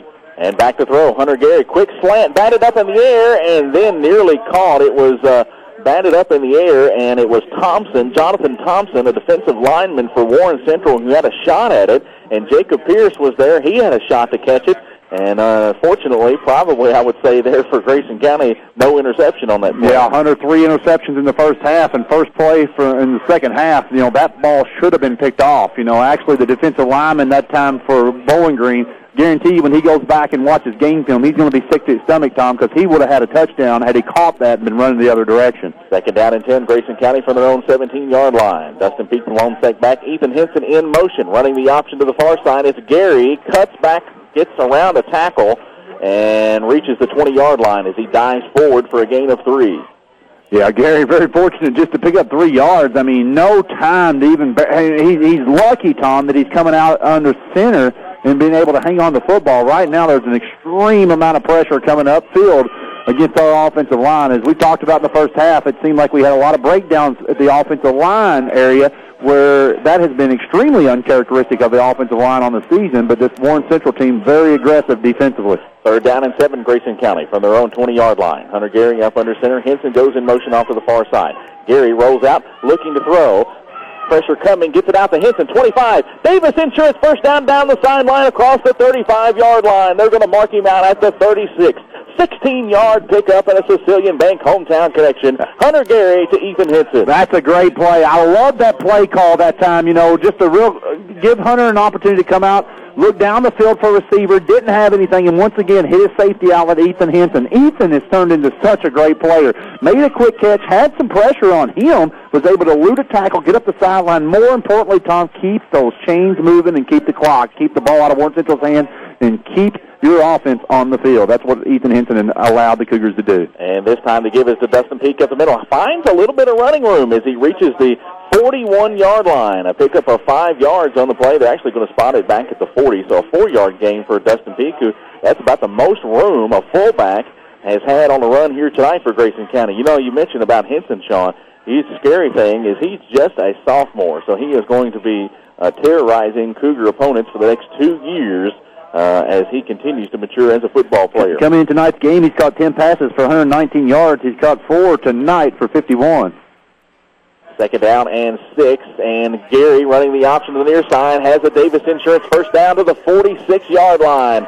6 more yards for Hunter Gary, and first down, Grayson County. Grayson County seemingly right now, Tom, to getting some momentum going. That was a smart play by Hunter. We've seen him in situations try to go ahead and make the bigger play by pitching it, but Hunter, wisely enough, knew he needed 6 yards to pick up the first down. He could see those 6 yards out in front of him, and instead of throwing or pitching the football, he elected to tuck it, run, keep the chains moving. Great job by the Cougar offense. Cougars have it just outside the 46-yard line. First and 10, ball on the right hash as they move left to right on your radio dial in this third quarter. Gary under center, Goldsberry split out wide left. Ethan Henson goes in motion, and Hunter will run the option, pitches it to Henson late, and Barber is going to bring Henson down at the 45, make it the 44-yard line, loss of 2. And that's 2 times we've seen the Cougars run that play tonight, and both times Barber has really snuffed it out. Yeah, if I'm calling plays for the Cougar offense right now, and I'm going to run that one, you've got to get somebody over top of Barber because he's just so athletic, so fast. Him and Henson out there open field, it's going to be so difficult for Henson to even make a move on Barber and get past him.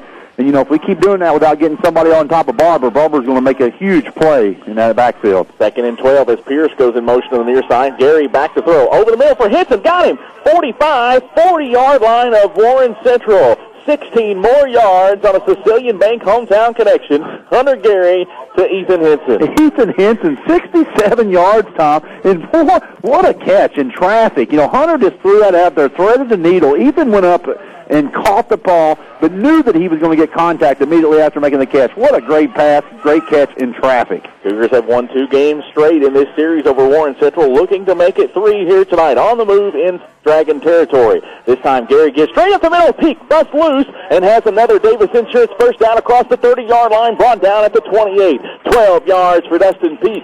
Yeah, it was a great job by Dustin. Last time you said, Tom, that was one of the first times we've seen them tonight. The fullback get some momentum and get a little working room. He only picked up 4.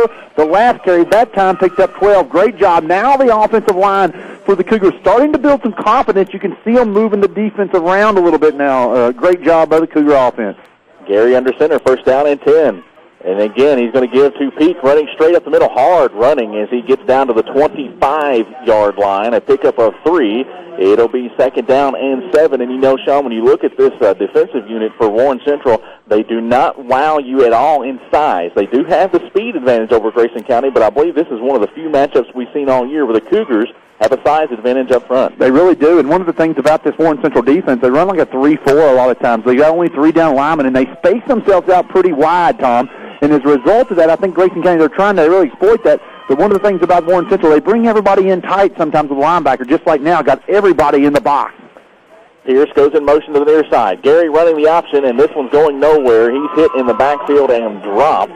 The play is going to lose yardage back to the 28. A 3-yard gain is that time. Warren Central read it all the way. He was trying to run the option to the near side with Jacob Pierce. Yeah, and that's one of the things Hunter's got to recognize. Obviously, Warren Central brought everybody in the box, as I just said. As a result of that, Hunter took that snap and just kind of felt like he had more time. You got to realize when they lock everybody up tight like that, they're going to be on your heels quick.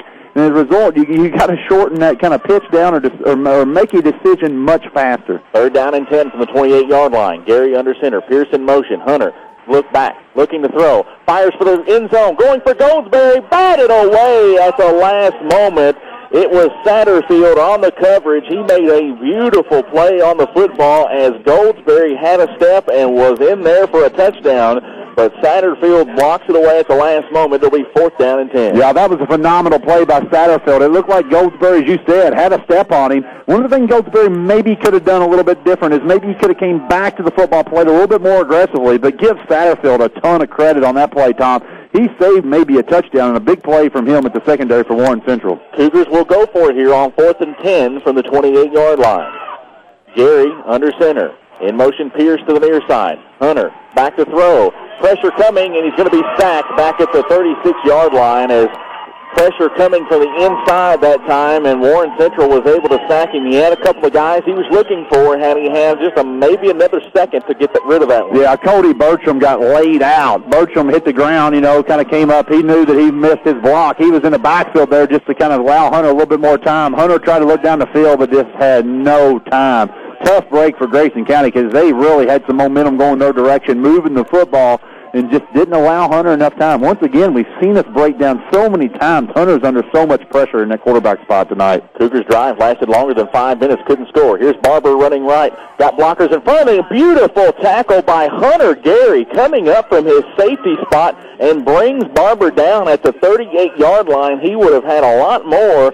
Hunter sneaked right between 3 blockers and made the tackle. One of the things that we've done defensively, and just like that play with Hunter, is we've been aggressive in that secondary. Once we've recognized it's been a run, Tom, we brought our guys up, not wasted any time, because the thing about this Warren Central team, if you try to make open field tackles, they're going to make you pay. And as a result, Hunter came up before they could get up the field, made a nice tackle on Barber in the backfield. 2-yard pickup, and now a false start penalty coming in against Warren Central. They were in a wildcat-type formation as Satterfield came in to take that shotgun snap and lined out wide right was their normal quarterback, Michael Bush. They're going to pay for it with 5 yards losing here on the false start, and that backs the football up to about the 33-yard line.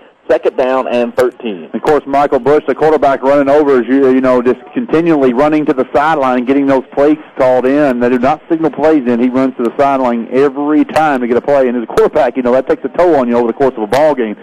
But, one thing that does on that 5-yard penalty, it changes up that play call for sure. So he guarantee he ran in with a different play. Same formation, direct snap to Reed, running right. That's Brown, rather, and he's got room across the 40, and looks like he's got a first down across the 45-yard line. They're going to spot it at about the 46, and so it will be enough for a Warren Central first down as a direct snap to Eric Brown, a junior running back.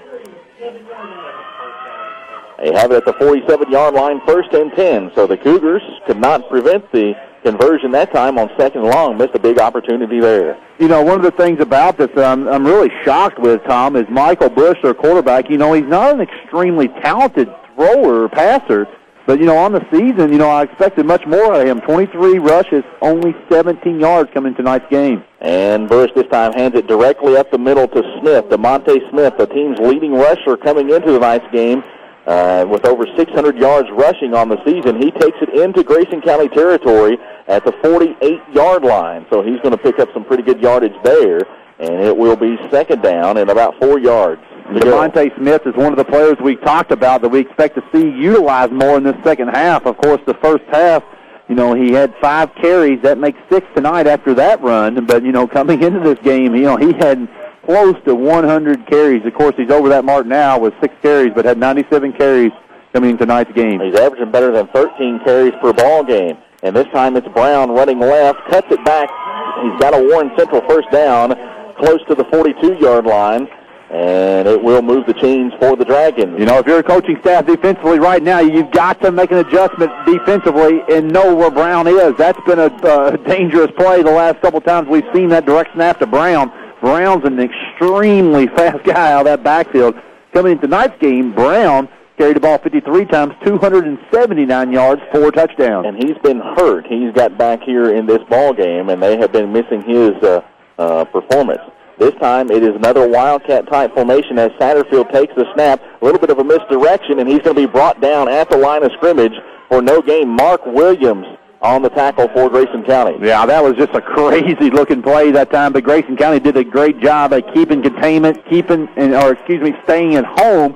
Good job by Mark Williams making a nice play on Satterfield. So 2nd down and 10 upcoming. Big play here as the Cougars try to force a 3rd down and long. If they can do that and force Warren Central into their passing game, it's advantage Grayson County. It's one of the things we talked about, too, at halftime, Tom, is, if you're the coaching staff defensively for the Cougars, you want to see Warren Central throw the ball. You want to test your secondary because that secondary is one of our major strengths this season. Brown goes in motion to the near side. It's a give up the middle to Smith, and he bounces forward. It looked like he hit across the 35-yard line. They give him the 34, He is 2 yards shy of a first down, so an 8-yard pickup for Smith, and that gives them a 3rd and short field to work with. DeMonte Smith has been the thorn in this Cougar side all night long. I'm really shocked they haven't utilized him more, I guess, than we've seen so far tonight. That time an 8-yard pickup. Luckily for the Cougars, he hadn't carried the ball that much, but I guarantee that they're going to start utilizing him here. 3rd down and 2. He's the lone player in the backfield right now. In motion is Barber going to the near side. It's a quarterback sneak, and Bush is going to pick up a first down as the Cougars were kind of caught off guard that time, and they're going to get yardage down to the 31. A 3-yard pickup, more than enough for a first down, as we are now to 2 minutes and 56 seconds left to go in the 3rd quarter, as this game has just flown by this evening. Yeah, big pickup that time, but Bush, probably his biggest 3-yard run all season, only 17 yards, as I said, coming in tonight's game. That time they did catch the Cougar defense off guard because they had DeMonte Smith in the backfield. I'm sure the defense felt like DeMonte or knew that he was going to get the football, but Bush just kept the football and just kind of rode his center, picked up 3 yards for the first down. Bush under center again with Barber and Smith in the backfield to give it to Barber. Hit in the backfield with the tackle. Decker can't bring him down. Now he's going to get a positive gain out of it. Down to the 25-yard line. And, boy, Barber with a big run there. Instead of losing 4 yards back to the 35-yard line, he gains 6 down to the 25, and we have a Cougar injured on the play. Yeah, and unfortunately it's Jacob Pierce, and he immediately got his helmet off. It looks like he might have twisted an ankle. He's hopping off the field with one leg, but, he doesn't waste any time sitting on the field. He gets over to that sideline where the training staff can take a look at him. But you hate to see that because, of course, Jacob Pierce, as you coined him, the Pierce Island. If we're absent of the Pierce Island, it could be dangerous over there, So, if I'm the coaching staff, Tom, though, in that situation, if you're Warren Central, you recognize that. Or somebody up top is saying, hey, Coach, the Pierce Island's out. Jacob Pierce is out with an injury. He's on the sideline. Let's go to a pass. Let's test the new guy in this particular case. 2nd down and 4 for Warren Central. Again, they're in this Wildcat-type formation. Satterfield takes a snap, spins, got yardage to the 20-yard line and inside to the 19.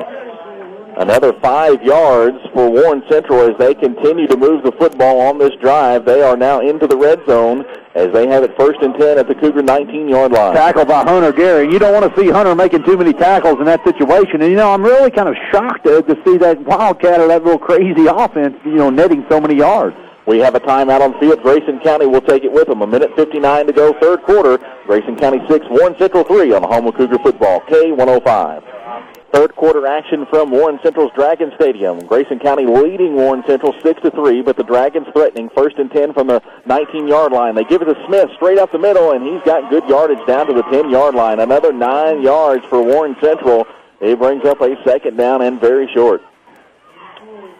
And the Dragons continue to move the football. It's time for our sideline report tonight, brought to you by Ernie Perkins for PVA. Good old state attorney Ernie helped lead the Cougar basketball team to the state tournament for the first time in 1993 when he scored 9 points with under 50 seconds left to give the Cougars a come-from-behind win over Breck County. It's an injury report from the sideline. We have Cody Yeager out at tonight's ball game with an infected knee, and now Jacob Pierce on the Cougar sideline nursing what we think is an ankle-type injury as he's over there. Now we have Brown running into the end zone on this 2nd down and 1 play. Brown for Warren Central takes it in from 10 yards out.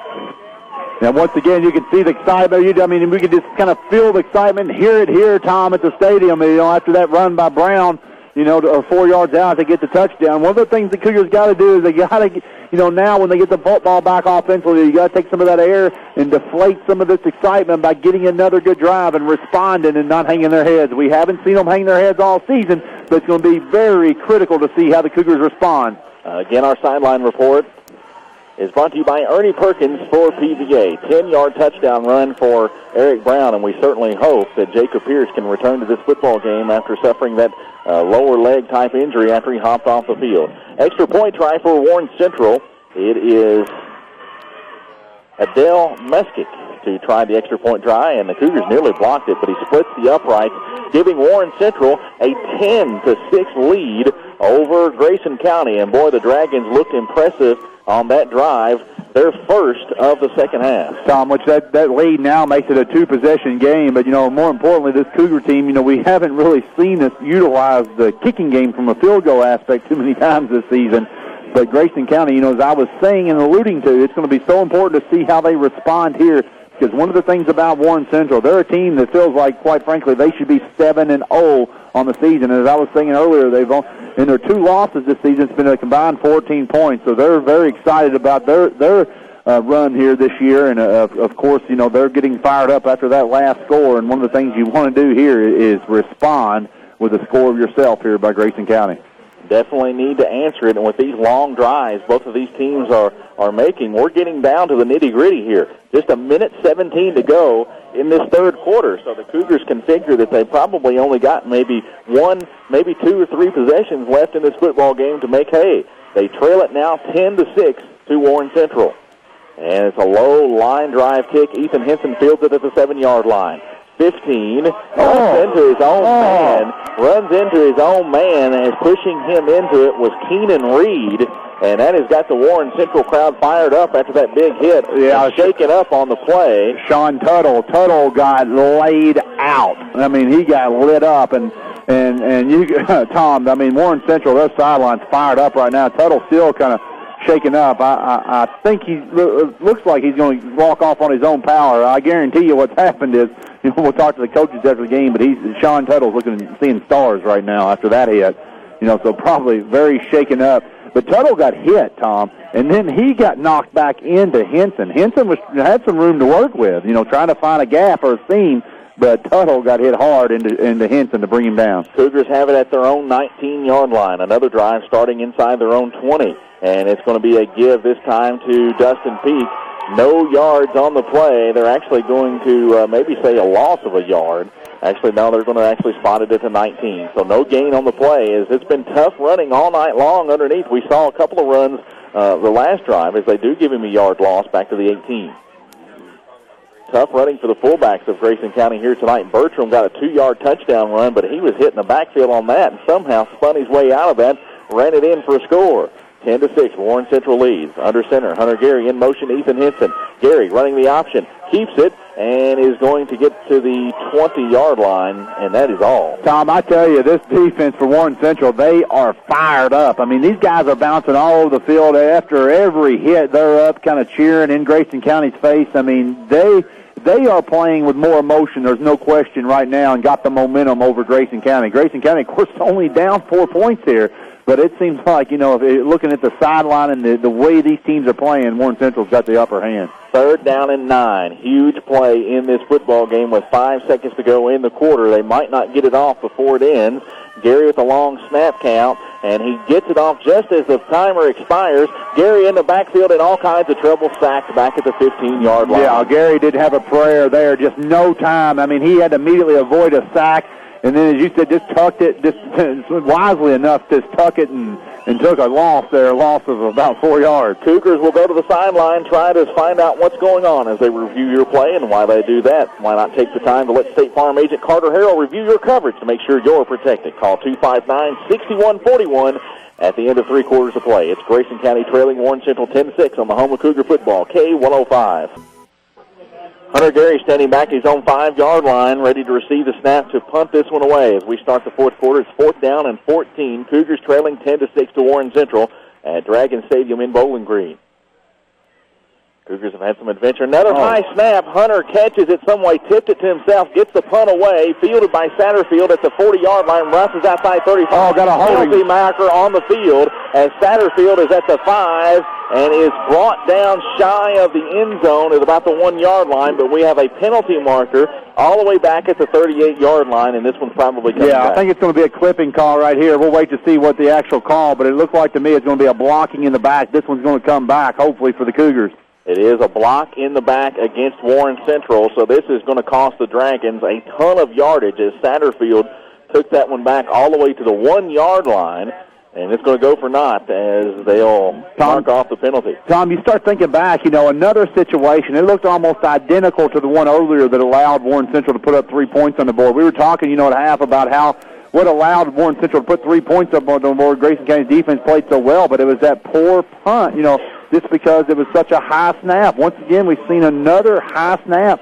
Hunter had to do everything he could just to, get the ball back in his possession in order to get the kick away. So fortunate it is the kick away, But tough break for Grayson County. Can't get a break here on special teams. Yeah, Hunter had to show off that vertical leap on that one as he had to go high in the air just to get a hand on that ball and tip it to him. And, Tom, the thing about it is in those situations, with the last time which Warren Central put 3 points on the board, they had about a 30-yard field they played with. We gave them the ball back at the 30. Now we're giving them the ball back here on about the 48, 49-yard line. So, a short field for a talented offense. 1st and 10, and the give is to Barber running right. Brought down behind the line of scrimmage by Shane Goff for a yard loss to the 49. Yeah, a great job by Shane. First quarter, we called his name out a number of times. He was very active. We haven't called his name out as of recent, but a great job that time by Shane stunting through the gap, getting in the backfield, and making a nice tackle that time for a loss on Barber. Actually, I guess they're calling him, got back to the line of scrimmage. It is a 1-yard loss at back to the 49, so 2nd down and 11.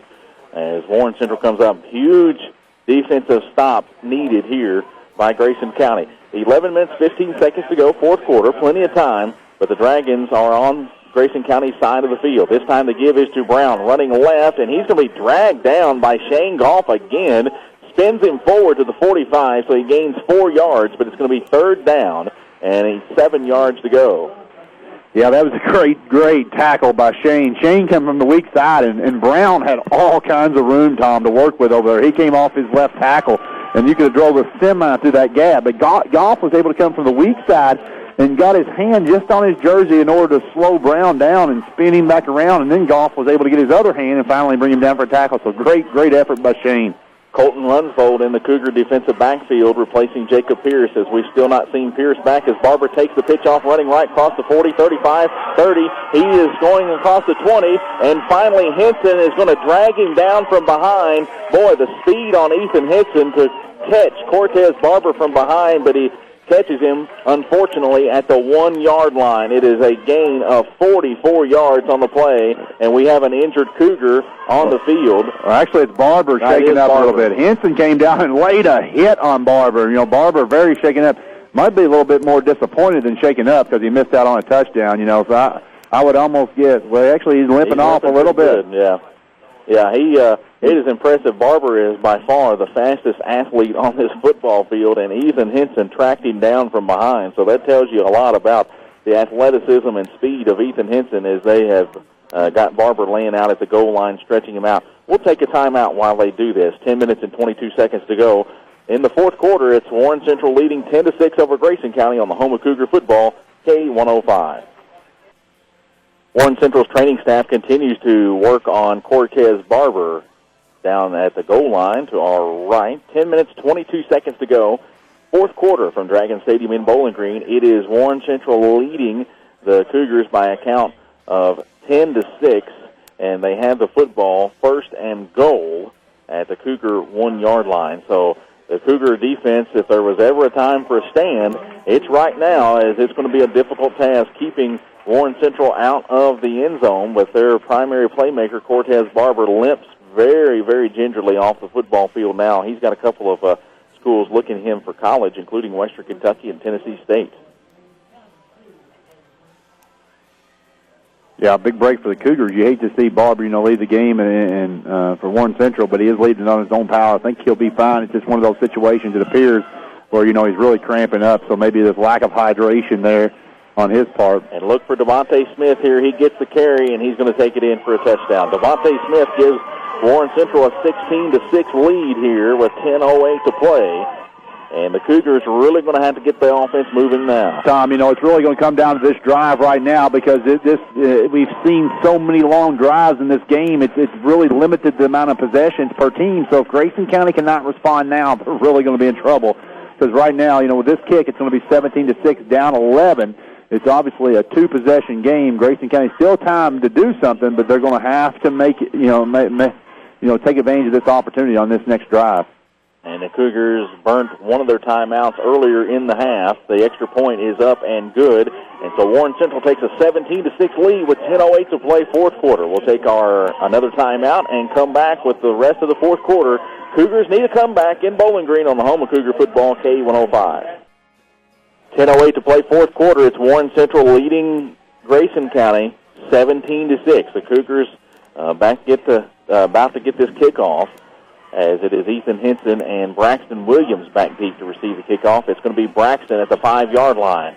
15, 20, 25, and is still on his feet across the 25-yard line. 30, dragging tacklers forward to about the 33-yard line. Great return by Ethan Henson, who has been the go-to guy for Grayson County here tonight, Sean. Yeah, he really has, Tom. And, we were talking a little bit. I think the difference tonight, obviously, and Coach Smart said in the fifth quarter show last week, where they really hurt against Bowling Green was the lack of Cody Yeager. We were talking a little bit ago, Cody's absence tonight against a team like Warren Central with athletes up on that defensive line. He's been such an asset as an offensive lineman, and the Cougar offense has really missed him tonight. Cougars 1st and 10. They have it at their own 33-yard line. Henson goes in motion. Hunter Gary fakes it, now pitches it, lobs it out to Henson. That could be a backwards lateral. Henson dives on it, and who's going to come out with it? It was a backwards pass. And who will come up with the football? And it's going to be Warren Central ball all the way back at the 24-yard line. Boy, that could be a backbreaker there. Henson was going out to the right. Gary tried to find him. He threw it out there. But in football, the pass has to be level with the line of scrimmage or in front. And if it's behind where the line of scrimmage is, behind where the football is thrown, it's a backwards lateral. And jumping on it was Warren Central, and actually it's at the 22-yard line. So the Dragons have the football, an 11-point lead, and threatening for another score deep in Cougar territory. Tom, if anybody watched the LSU game last Saturday, they got a quick lesson on that forward pass and backwards pass, and that's exactly what happened there. The ball was thrown behind the receiver as a result, a fumble. Reed gets the carry, and he is going to be brought down for a short gain. He gets to the 20-yard line, 2-yard pickup, and it will be 2nd down and 8. Cougars with a tall mountain to climb now, trailing 17-6 with 9:35 to go, and Warren Central threatening once again. Talked about just a moment just how important that drive was going to be for Grayson County in order to respond and put some points on the board, and pretty much 2 plays from scrimmage, we give the ball back to Bowling Green. And once again, Bowling Green, their scores, Tom, though, have been on such a short field. Field position has been huge, in the situations that Warren Central has been able to score. 9:10 on the clock, 2nd down and 8. Dragons taking all the time they can, and we're going to have a false start here as the offensive guard got going a little bit too early as big number 62, Eufin Yearn. That's how you say that first name again? how do you spell that, Tom? Let's see. That is Youphin, Eufin. Sounds good to me. 9 minutes to play as it will be a 2nd down and about 13 yards to go for Warren Central, as again they are very, very complacent as they come to the line of scrimmage, looking to work as much time off the clock as they can with the football. Bush with Brown in motion gives up the middle to Smith, and this time the Cougars do a nice job corralling him. He gets to the 25, and that's all. He's going to be about, it's going to be about 3rd down and 12 to go. 8.5 minutes to play now as Grayson County looks to pull a rabbit out of the hat here in this one. They need to get the football back, and that involves stopping Warren Central right here. And you would think in a 3rd down and 12, Warren Central is in a throwing situation, but they might choose a running play just to burn some clock.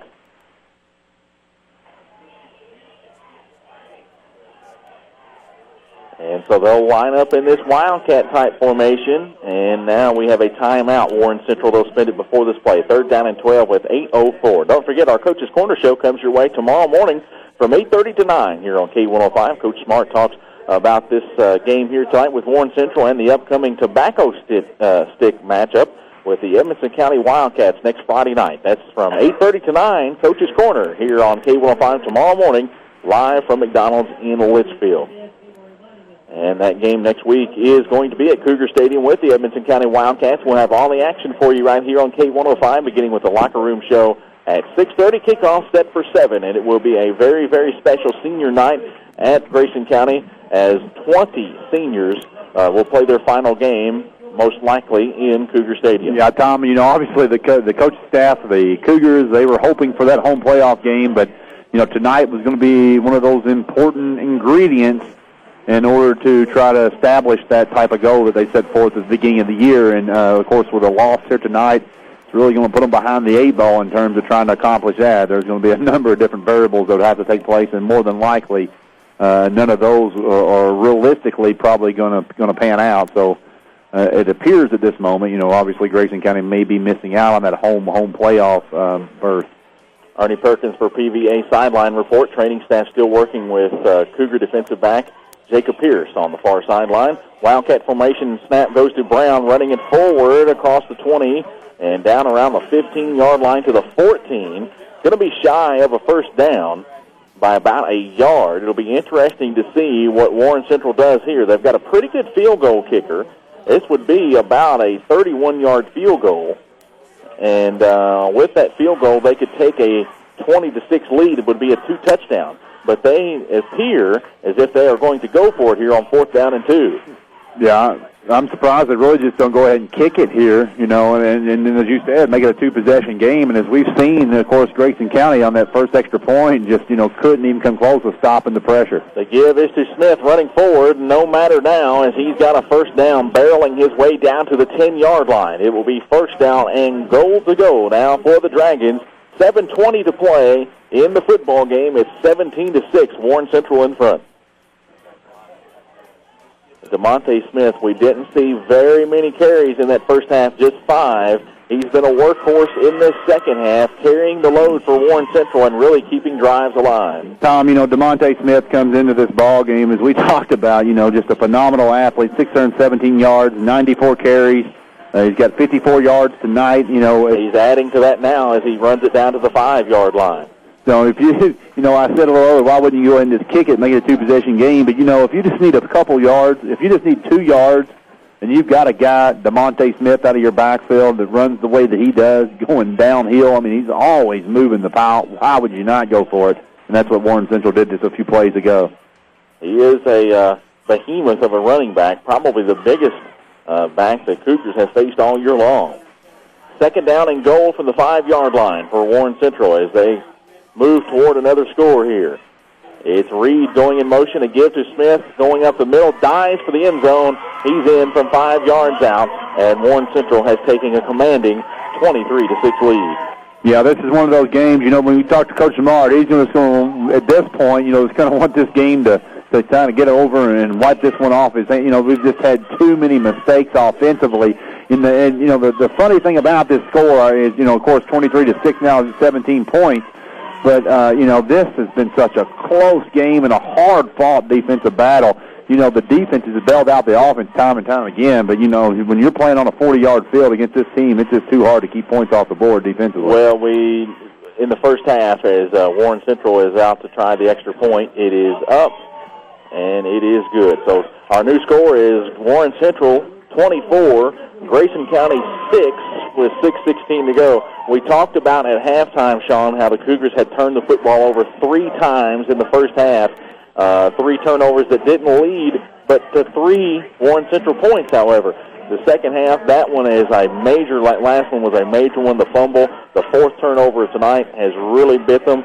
And we saw a 6-3 lead at halftime for Grayson County evaporate. It's now 21 unanswered points for Warren Central. Tom, and that's been the case. The turnovers by Grayson County, the fumble there. And then again, special teams. We've had 2 huge plays that have led to scores by, Bowling Green by, this poor play between the center and Hunter, on those punt teams. There's 2 bad snaps, and it's resulted in Hunter just doing everything he can to get the punt out of there.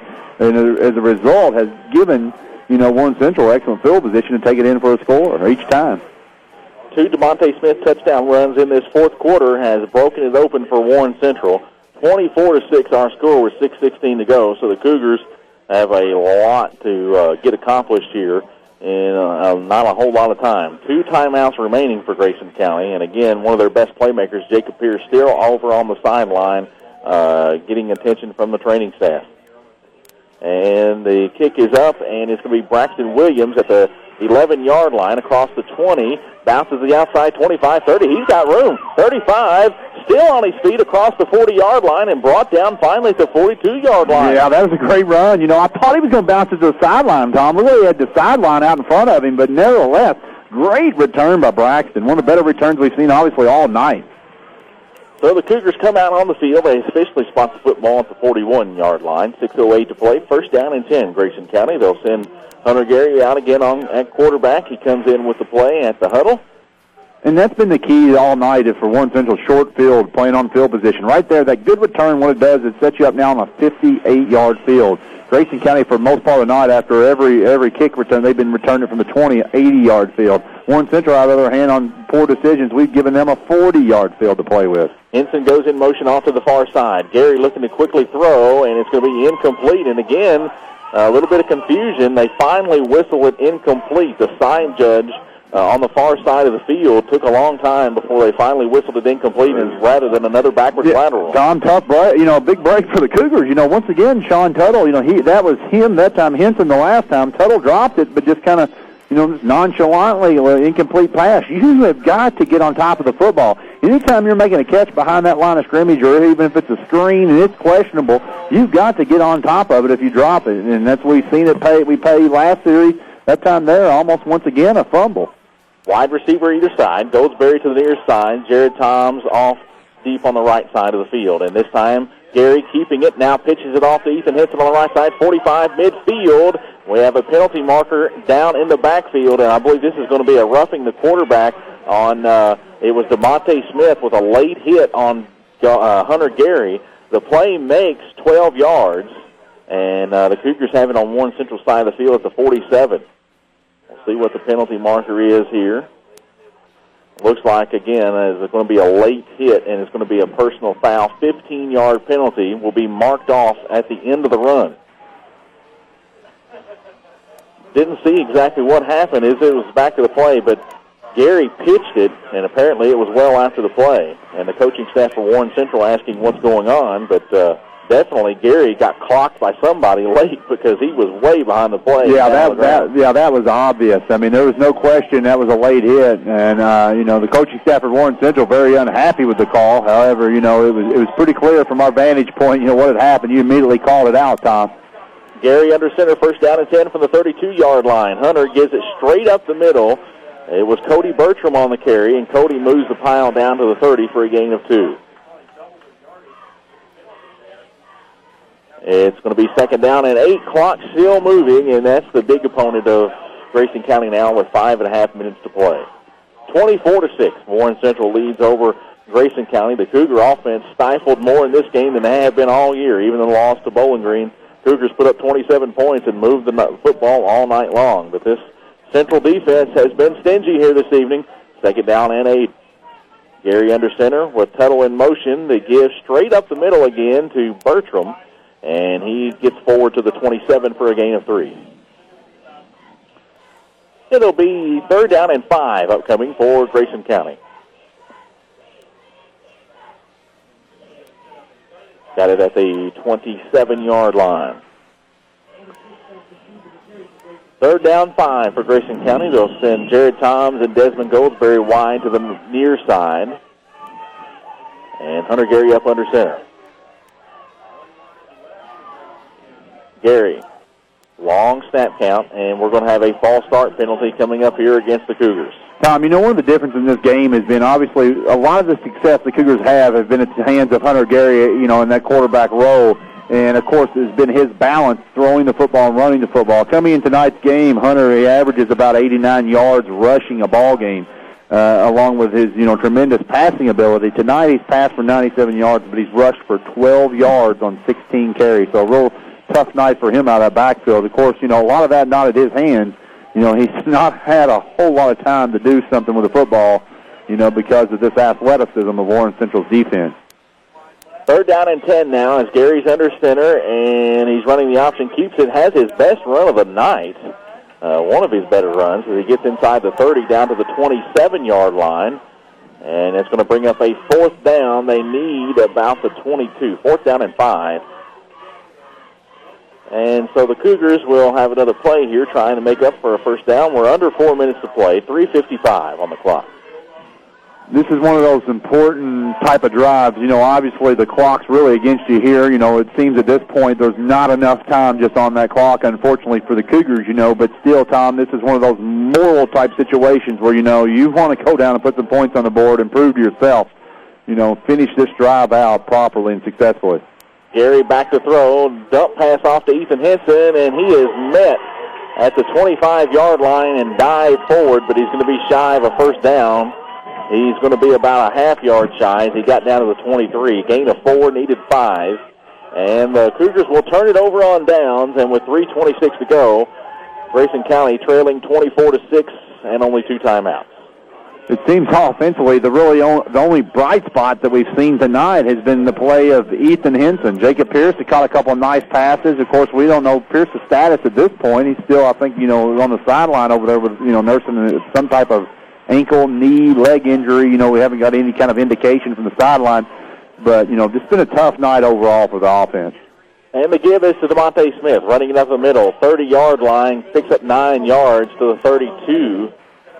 And, Tom, you're playing against a team like Warren Central or Bowling Green or one of these teams. They're not going to give up. So right now, one of the things you've got to do, I know it's easier said than done. It's kind of it's depressing sometimes as a player to look at the clock and think, man, this one's out of reach.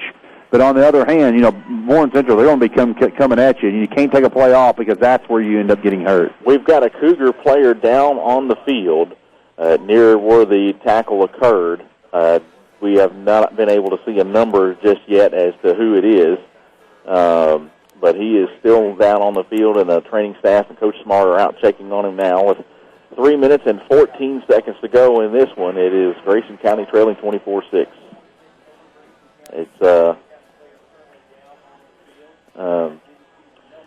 again, our fifth quarter show follows tonight's broadcast. We'll talk to Coach Ed Smart, name our McDonald's player of the game before we depart you with our coverage from Bowling Green's Dragon Stadium. It is Warren Central leading 24-6, and this win by Warren Central tonight will set up what will probably be a game with Bowling Green next week for the district championship. In essence, as the only other district game will remain after next week's matchup between those two, Bowling Green has to play Barron County, and so they'll be heavily favored in that one. So next week's game, Warren Central has already beaten Barron County earlier this year. That will be a matchup pretty much for the district championship next week. Tom, we've seen tonight both of these teams defensively really battle it out, and we've seen a number of players shaken up. I think that's Braxton Williams. That's Jared Toms. Jared Toms, yeah. Actually. He's up on the field now and standing, so that's a good sign.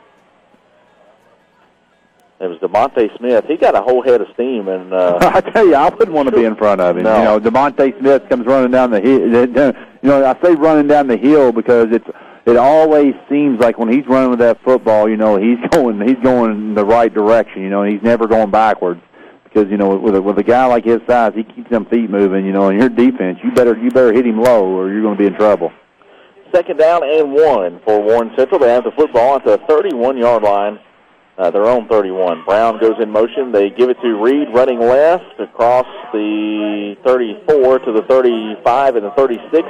First down, Warren Central, and they can pretty much just run the clock out at this point after getting that first down. As I said, for Grayson County, though, you cannot take a play off. Warren Central are coming at you full steam. We've seen so many situations over the past years just in football general at all levels, if a game seems like, hey, we don't have a chance at winning this one, I might take this play. That's where you got to be alert every play and play it out to the whistle. And under center is Michael Bush again, the quarterback on first down and 10. The pitch is to Brown running right, and the Cougars hit him in the backfield. Nice pursuit of the football that time, and he's going to lose a yard, and we're going to have a late penalty flag come in. Not exactly sure what that call is going to be, but yeah, they're going to call this one on. I think they're going to call this one on Dustin Peak. Peak actually. Peak a little frustrated there. Had a player come in there and then just got his hand up in there around the face mask, and that's what they're going to signal. Another first down for Warren Central. And this will, actually, that's going to be a 5-yard penalty for 40, so it'll be second down. But this is more than likely going to be the last meeting between these two schools for quite some time, as the proposed district realignments came out last week, and the Cougars are going to be moving districts up with North Hardin, John Hardin, Jeffersontown, and Louisville Iroquois. So more than likely, you will not see these two teams meet in quite some time. And since they renewed this district rivalry, they'll split 2-2. And DeMonte Smith again running and bowls over his own man and is going to have another Dragon first down near midfield. Warren Central is going to go back and watch that film, and I guarantee you, during the film session, they're going to give number 76 for Warren Central a lot of grief because DeMonte Smith, he just ran over his own player. He gets to the 49-yard line, and now a minute 45 and the clock running. Warren Central can basically take knees here, but I'm not sure that they're going to do that as they're, I think, looking to pile on some points. First down and 10. The clock's still moving with a minute 30, and Bush up under center. Going in motion is Reed. He takes the jet sweep handoff running left, and now he's going to come back right after that was bounced off. And Colton Runsfeld has a shot, can't get him, but Dustin Crane brings him down from behind at the 31-yard line. Yeah, Runsfeld had a shot, but didn't even wrap up. He just dove at him kind of, made a nice hit on him, slowed him up a bit, but, Dustin Crane did come in and make a nice tackle, save a touchdown. That was a very dangerous-looking play because Grayson County appeared for a moment. They did a great job of keeping containment, stretching that play out, but running back, he just reversed it back the other direction, and Runsfeld was the only guy over there and kind of hit him, knocked him back into the middle, and allowed Crane to make a tackle. Big pickup. Minute left in the game, 24-6. Warren Central leads it. Over Grayson County, the Cougars will fall to 7-2, and improving to 6-2 will be Warren Central, and they now will take a knee as they are in the formation to take it. And they take the snap. Penalty marker comes in, and it's going to be a delay of game. But that will just stop the clock momentarily, and they'll be able to take two knees, and this one will be over. Grayson County in action. They'll finish up the regular season next Friday night against Edmondson County at Cougar Stadium. A battle for the tobacco stick. The Cougars won last year after losing back in 2008 to the Edmondson County Wildcats. It's a big matchup next week. Also, 20 seniors will be honored for their 4 years of time here at Grayson County. So come out and join us next Friday night for Cougar football at Cougar Stadium. And Bush steps back. And the clock still hasn't started. Clock doesn't start with 45. Now they finally run it with 44 seconds. And the coaching staff and the sideline for Warren Central is jumping around and saying, "What are you guys doing up there?" They'll have to take one more knee here before this game is final. Yeah, as you said, Tom, tough loss here for Grayson County because it's going to be one of those, you talk to Coach Smart, it's 24-6, the team that he knew is extremely athletic. But once again, Grayson County had opportunities here tonight, Tom. They just, shot themselves in the foot, on several different occasions that allowed Warren Central here to get the lead. 9 seconds on the clock, but, that's going to be the last play is Warren Central getting ready to shower the head coach here with a water cooler. First win in 3 years against Grayson County for Warren Central, and they do toss the ice on head coach Mike Rogers. Grayson County falls tonight 24-6. More coming up after this on the home of Cougar football, K105. 24-6, Warren Central wins tonight over Grayson County as the Cougars fall to 7-2 on the season, and Warren Central improves to 6-2. Coming up next, our locker room show begins as we'll talk to head coach Ed Smart and name our McDonald's player of the game before we depart you with our coverage from Bowling Green here this evening. Again, Warren Central knocks off Grayson County 24-6 on the home of Cougar football, K105. This is the fifth quarter show on K105, featuring a conversation with Cougar head coach Ed Smart and the announcement of tonight's McDonald's player of the game. The fifth quarter show is brought to you in part by Midway Pharmacy, Auto Smart, and Farm Bureau Insurance. And now, the fifth quarter show on K105. Welcome into our fifth quarter show coverage of tonight's football game from Bowling Green as Warren Central knocks off the Grayson County Cougars by a final score of 24-6. Tom Vitz and Sean Logston along with you here tonight from Bowling Green as the Cougars drop to 7-2 on the season, while Warren Central improves to 6-2, and they have set up a big matchup with Bowling Green next week, what will in essence be for the district championship. And the Cougars most certainly will be on the road for their playoff game in 3 weeks' time. They'll still have to play next week against the Edmondson County Wildcats. And, Sean, a very different ball game here tonight. We saw a defensive struggle in the first half. Cougars came out of the first half with a 6-3 lead. Really could have been up more than that had they taken advantage of a late opportunity and taken better care of the football, but could not. And then Warren Central got that power running game going in the second half, and it was all she wrote after that. Yeah, you feel the coaching staff for the Cougars, you got to be a little bit disappointed, obviously with a loss here, but thinking back the last 2 weeks, you played two of the top teams, obviously in the region, across the state even for that matter. This Warren Central team could easily be a 7-0 ball club, as we've said a couple times throughout the broadcast. They're a highly talented group of kids, and the coaching staff well aware of that. But, Tom, the crazy thing is, we had our chances and opportunities, not only last week, but tonight particularly. There were several situations where we just really dug ourselves a hole. 3 turnovers, 3 interceptions in the first half. We go in at halftime, 6-3. But not only that, Tom, defensively we make a big interception. We come back, and then we kick after scoring, and then we get the ball back, and we're 30 seconds. We've got an opportunity to put 2 scores up in a 30-second time period. Of course, we were unable to convert on that last drive.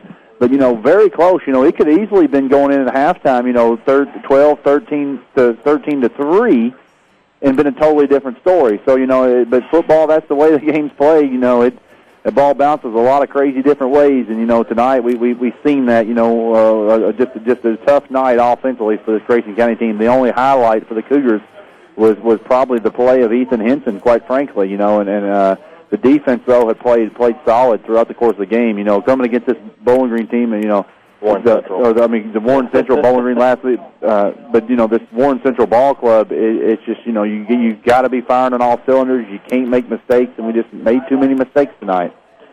Well, the Cougars drop a game. I know they're going to be very, very disappointed after a performance like this, and it was really odd because you and I kind of talked off air all night long about. We've seen all year long, and actually for the last 3 years, that teams every week really, really outsize Grayson County. We didn't really see that tonight, but we saw Warren Central living in the Cougars' backfield all night long on defense, and it led to the Cougars' poorest showing on offense all year. They didn't even crack double digits tonight, scoring just 6 points. Their lowest total heading into tonight's game, points scored this year, was 27 against Bowling Green. Yeah, the key tonight has just been the speed of this Warren Central team. Of course, defensively they played 3 guys down, and I think, we matched up against Bowling Green last week better than Warren Central here tonight just because, Bowling Green showed an even front. As a result, I mentioned a little bit about this earlier, a lot of our offensive line defense and their defense, opposing defensive line, just kind of butted heads, so to speak. But tonight I think we had a difficult time matching up with, or knowing who to pick up as an offensive lineman. And Bowling Green, they did a great job of their linebacking core. They walked those guys up, they stunned them, and I think it was a difficult thing for us to try to stop. And obviously it showed tonight. The offense, very, very poor performance. Cougars fall 24-6 to Warren Central, and like we talked about earlier, it could be the final meeting between these two teams for quite some time if the proposed district realignment gets ratified in a couple of weeks' time, where the Cougars will move into a district with North Hardin, John Hardin, Jeffersontown, and Louisville Iroquois. So probably be a while. Cougars did split the last 4 games with Warren Central. They had won 2 in a row heading in to tonight's ball game. Again, the Cougars will wrap up regular season play next Friday night. They take on the Edmonson County Wildcats at Cougar Stadium. Senior night festivities should be a big one as 20 seniors will play their final game at Cougar Stadium. Coach Smart's making his way up to the box, and we'll get him in here and get settled, and we'll take a timeout. 24-6, Warren Central wins over Grayson County on the home of Cougar football, K105. More of the best mix for the Twin Lakes. Thanks for listening to K105. Welcome back to the fifth quarter show here on K105. Cougars fall tonight 24-6 to the Warren Central Dragons. It's time now for our post-game comments from Coach Ed Smart, which are brought to you by Judge Shan Embry. And, Coach, a game tonight where Sean and I talked about not an overwhelming size differential between you and Warren Central, but speed. They really hurt you up front. So fast to the ball. I mean, they were just doing a good job flying, and we just weren't getting on people, and it really kind of made us tough. We made some adjustments, and our problem was, I think all year we've been able to have some bigger plays to help us, and we had no big plays tonight. And our passing game, I was really hoping we could throw it, and I just don't think we were able to do some of the things that I was hoping we could do. They did a good job really containing Hunter Gehrig. Yeah, one of the things that Tom and me kind of alluded to there even in the first half was, we could not build a rhythm offensively, but the defense bailed out the offense a number of times during the first half. Coach, you had to be probably pretty pleased, though. 3 interceptions the first half, but I get pretty pleased going in at halftime with a 6-3 lead. Yeah, and you turned the ball over 3 times. We were up 6-3, and I'm thinking we got the ball back, and then I'll be honest with you, I think that's the critical point of the game. We're moving, and we ended up getting in a 3rd and long and then a 4th and long and just didn't execute. And I think if we could have went in and scored, I think maybe momentum-wise and things, we've been up by 2 scores. And I think when that didn't happen and they got the ball in Austin, they just lined up and just mauled us, going straight down the field and scored, and we just never recovered from it. And, I was worried about them being physical with us, and they were more physical than us. And that usually doesn't happen to us, but they just got after us, and they punched us in the mouth, and we just didn't respond to it very well. It seemed, we just kind of talking a little bit of this off air, but the offensive line tonight was really maybe the thorn in your side for ourselves, because defensively it just seemed like it was hard for us to match up against their defense. I know they had a lot of times 3 down linemen, and they had the linebackers walked up. I think it really just from a spectator standpoint seemed like we had a hard time matching up or knowing who to pick up because they were so fast. Well, I'll tell you what the problem is, that they put 8, and I mean literally in the box, in the tackle box. So you're thinking, well, just run, toss, sweep. Well, we're not fast enough to get outside of them doing that. And I think that just kind of hurt us. And our linemen that first half were kind of confused about who to block. We made some adjustments, and, but we just kept whiffing. That's the whole point about that drive. There in the first half, we were moving, and all of a sudden one of our linemen missed his block, and bam, so now we're 2nd long. And it's just really hard for us to recover. And I think up front they just really handled us. Coach, and I think another thing, Tom and we were talking about, it seemed like, the difference there in the first half, and then which ultimately led to the second half, was field position, too. Special teams is something we've been pretty solid and stellar all season, but tonight, obviously had some problems. 2 bad snaps on punt. We were lucky we had another punt that they roughed us, and then, just changed the whole complexion. That's how they got their first field goal, was off a bad snap on a punt. You're right, we didn't do a good job with our punting team, and all year we've done a pretty decent job with that. And, we've talked about this several times in the last few years when you play really good teams about how special teams and field position, and tonight their special teams definitely overwhelmed ours. I know a lot of folks at home listening, Coach, will be interested in any kind of updates you can give us. Jacob Pierce left the game tonight. Jared Tom's also a little bit shaken Jared's up. fine. Jacob, I think they're going to take him, get him checked. The trainer down here didn't think it was broke, but thought it was a pretty good twist. So that ankle, his ankle. And we got beat up tonight. Hunter was dragging, and like I said, they just got physical and beat us. And that's part of football. And sometimes that just happens.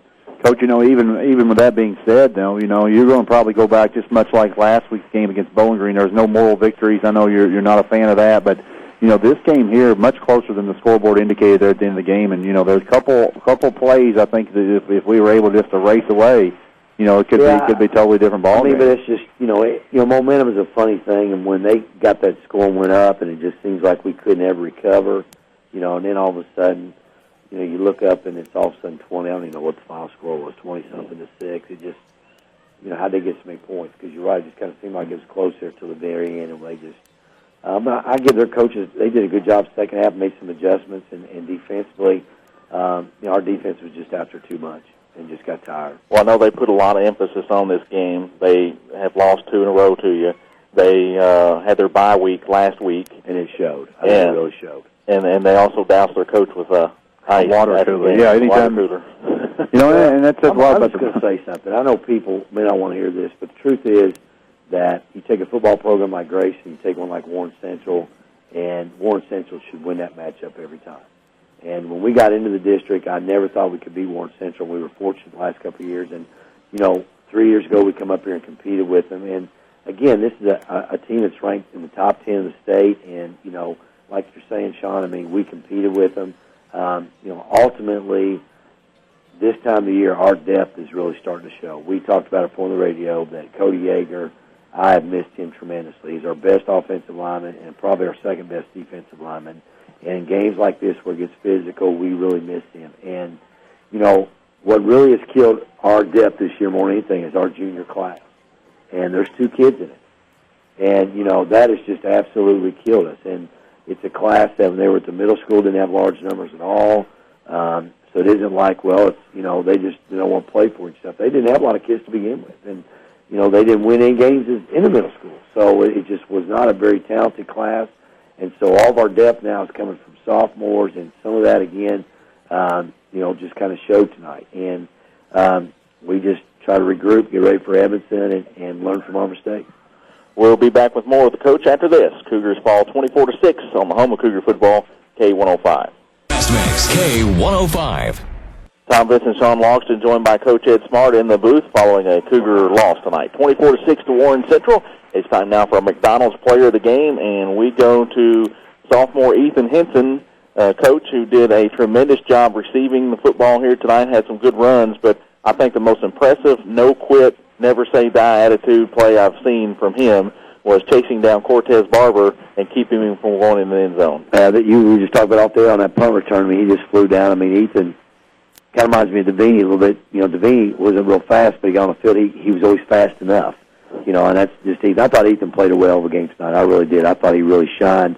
He made some big catches for us and some nice plays, and he really did stand out tonight. And we have been talking about on Saturdays in particular about playing him more because he just he's kind of matured and he's going to be a really good player for us.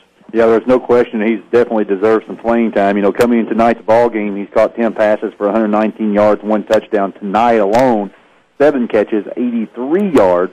Ethan also, though, on the season, he's 2 for 2 passing for 76 yards, Tom. Do you remember that? I do remember that. And Ethan's carried the ball actually 19 times for 168 yards, 3 touchdowns. And Coach, we were talking a little bit off air, obviously a little bit disappointed in the play of the seniors, but, you got to be proud when you see a sophomore big game like this step up and play the way he did. I was. Our kids played hard. I can't fault them. Last week I didn't think we played very well. Tonight, we played hard. But again, I just give a lot of credit to Warren Central and their staff. I thought they just did a good job. And, tonight, I told you before the game, Sean, that Warren Central was better than us. Yeah. And, that Barber kid in 44, I don't even know his name. I guess I'll remember it now. But, those are 2 really special players. And up front, they just dominated. And so, give Coach Roger and his staff a credit. They, people forget this. This is the same Warren Central team that beat Bowling Green last year. So, they're a really good team. So we lost to a good team tonight, and, it's just one of those things. I didn't think it was a toss-up game. I thought it was a game that they were better than us. It was, to me, honestly, a 70-30 game.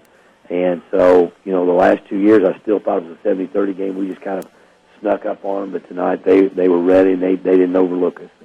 And like I said, I think they did a good job. Well, Coach, I know obviously this is going to be one that you're ready to put past you and move on to next week. Of course, against Evanston County, it's senior night. It's going to be an extremely special night for you and the coaching staff. 20 seniors on your ball club, so it's going to be a big night for those guys, and I'm sure it's going to be a really special week for you as well. Well, I'll be honest with you, I cannot, and this isn't for anybody in a negative way, but this is one of the most special senior classes I've had in 14 years being a coach. They just have always responded to everything, all the challenges I've ever given them. They've worked so hard, and I hate it for them tonight because I know they had high expectations. And, nothing better than getting ready to play Evanston because now, that's a game they're going to have to be focused. They know that there's a big rivalry. Evanston's going to be coming fired up. My concern is we're just kind of beat up now. That's my biggest concern because we all know Evanston's going to be physical too. But next week will be extremely emotional. We have a ceremony we do with our seniors, and I'm sure there's not going to be a dry eye in it, and I just love those guys. I just think what they've done for our football program has just been tremendous, and our community and our school and everybody should just be really proud of it. And, Coach, unless some crazy things maybe unfold, obviously, last year, there was the goal of hosting that home playoff game. Of course, the loss tonight is going to make that. That's done. So we're on the road. So we just got to make the most of it. We've dug our holes, so.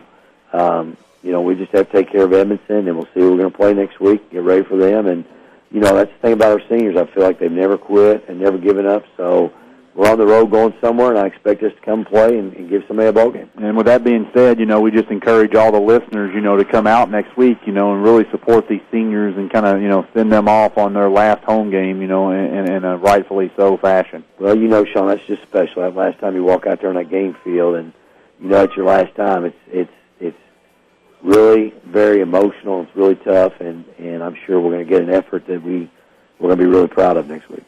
Thanks, Coach, and we'll see you next week. All right, see y'all. Thank you. Thanks a lot. Cougars fall 24-6 tonight. We'll wrap things up after this on the home of Cougar football, K105. 105.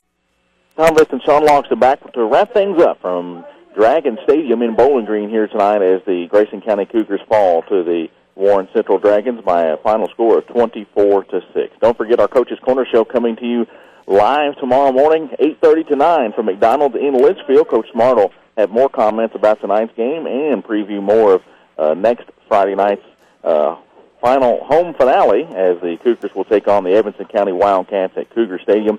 We'll have all the coverage of that game for you here on K105, beginning with the Locker Room Show at 6:30 with kickoff set for 7 o'clock from Cougar Stadium. It'll be the Cougars and Wildcats for the coveted tobacco stick next week at Cougar Stadium. The Cougars again fall tonight 24-6 to Warren Central. Cougars now 7-2 on the season.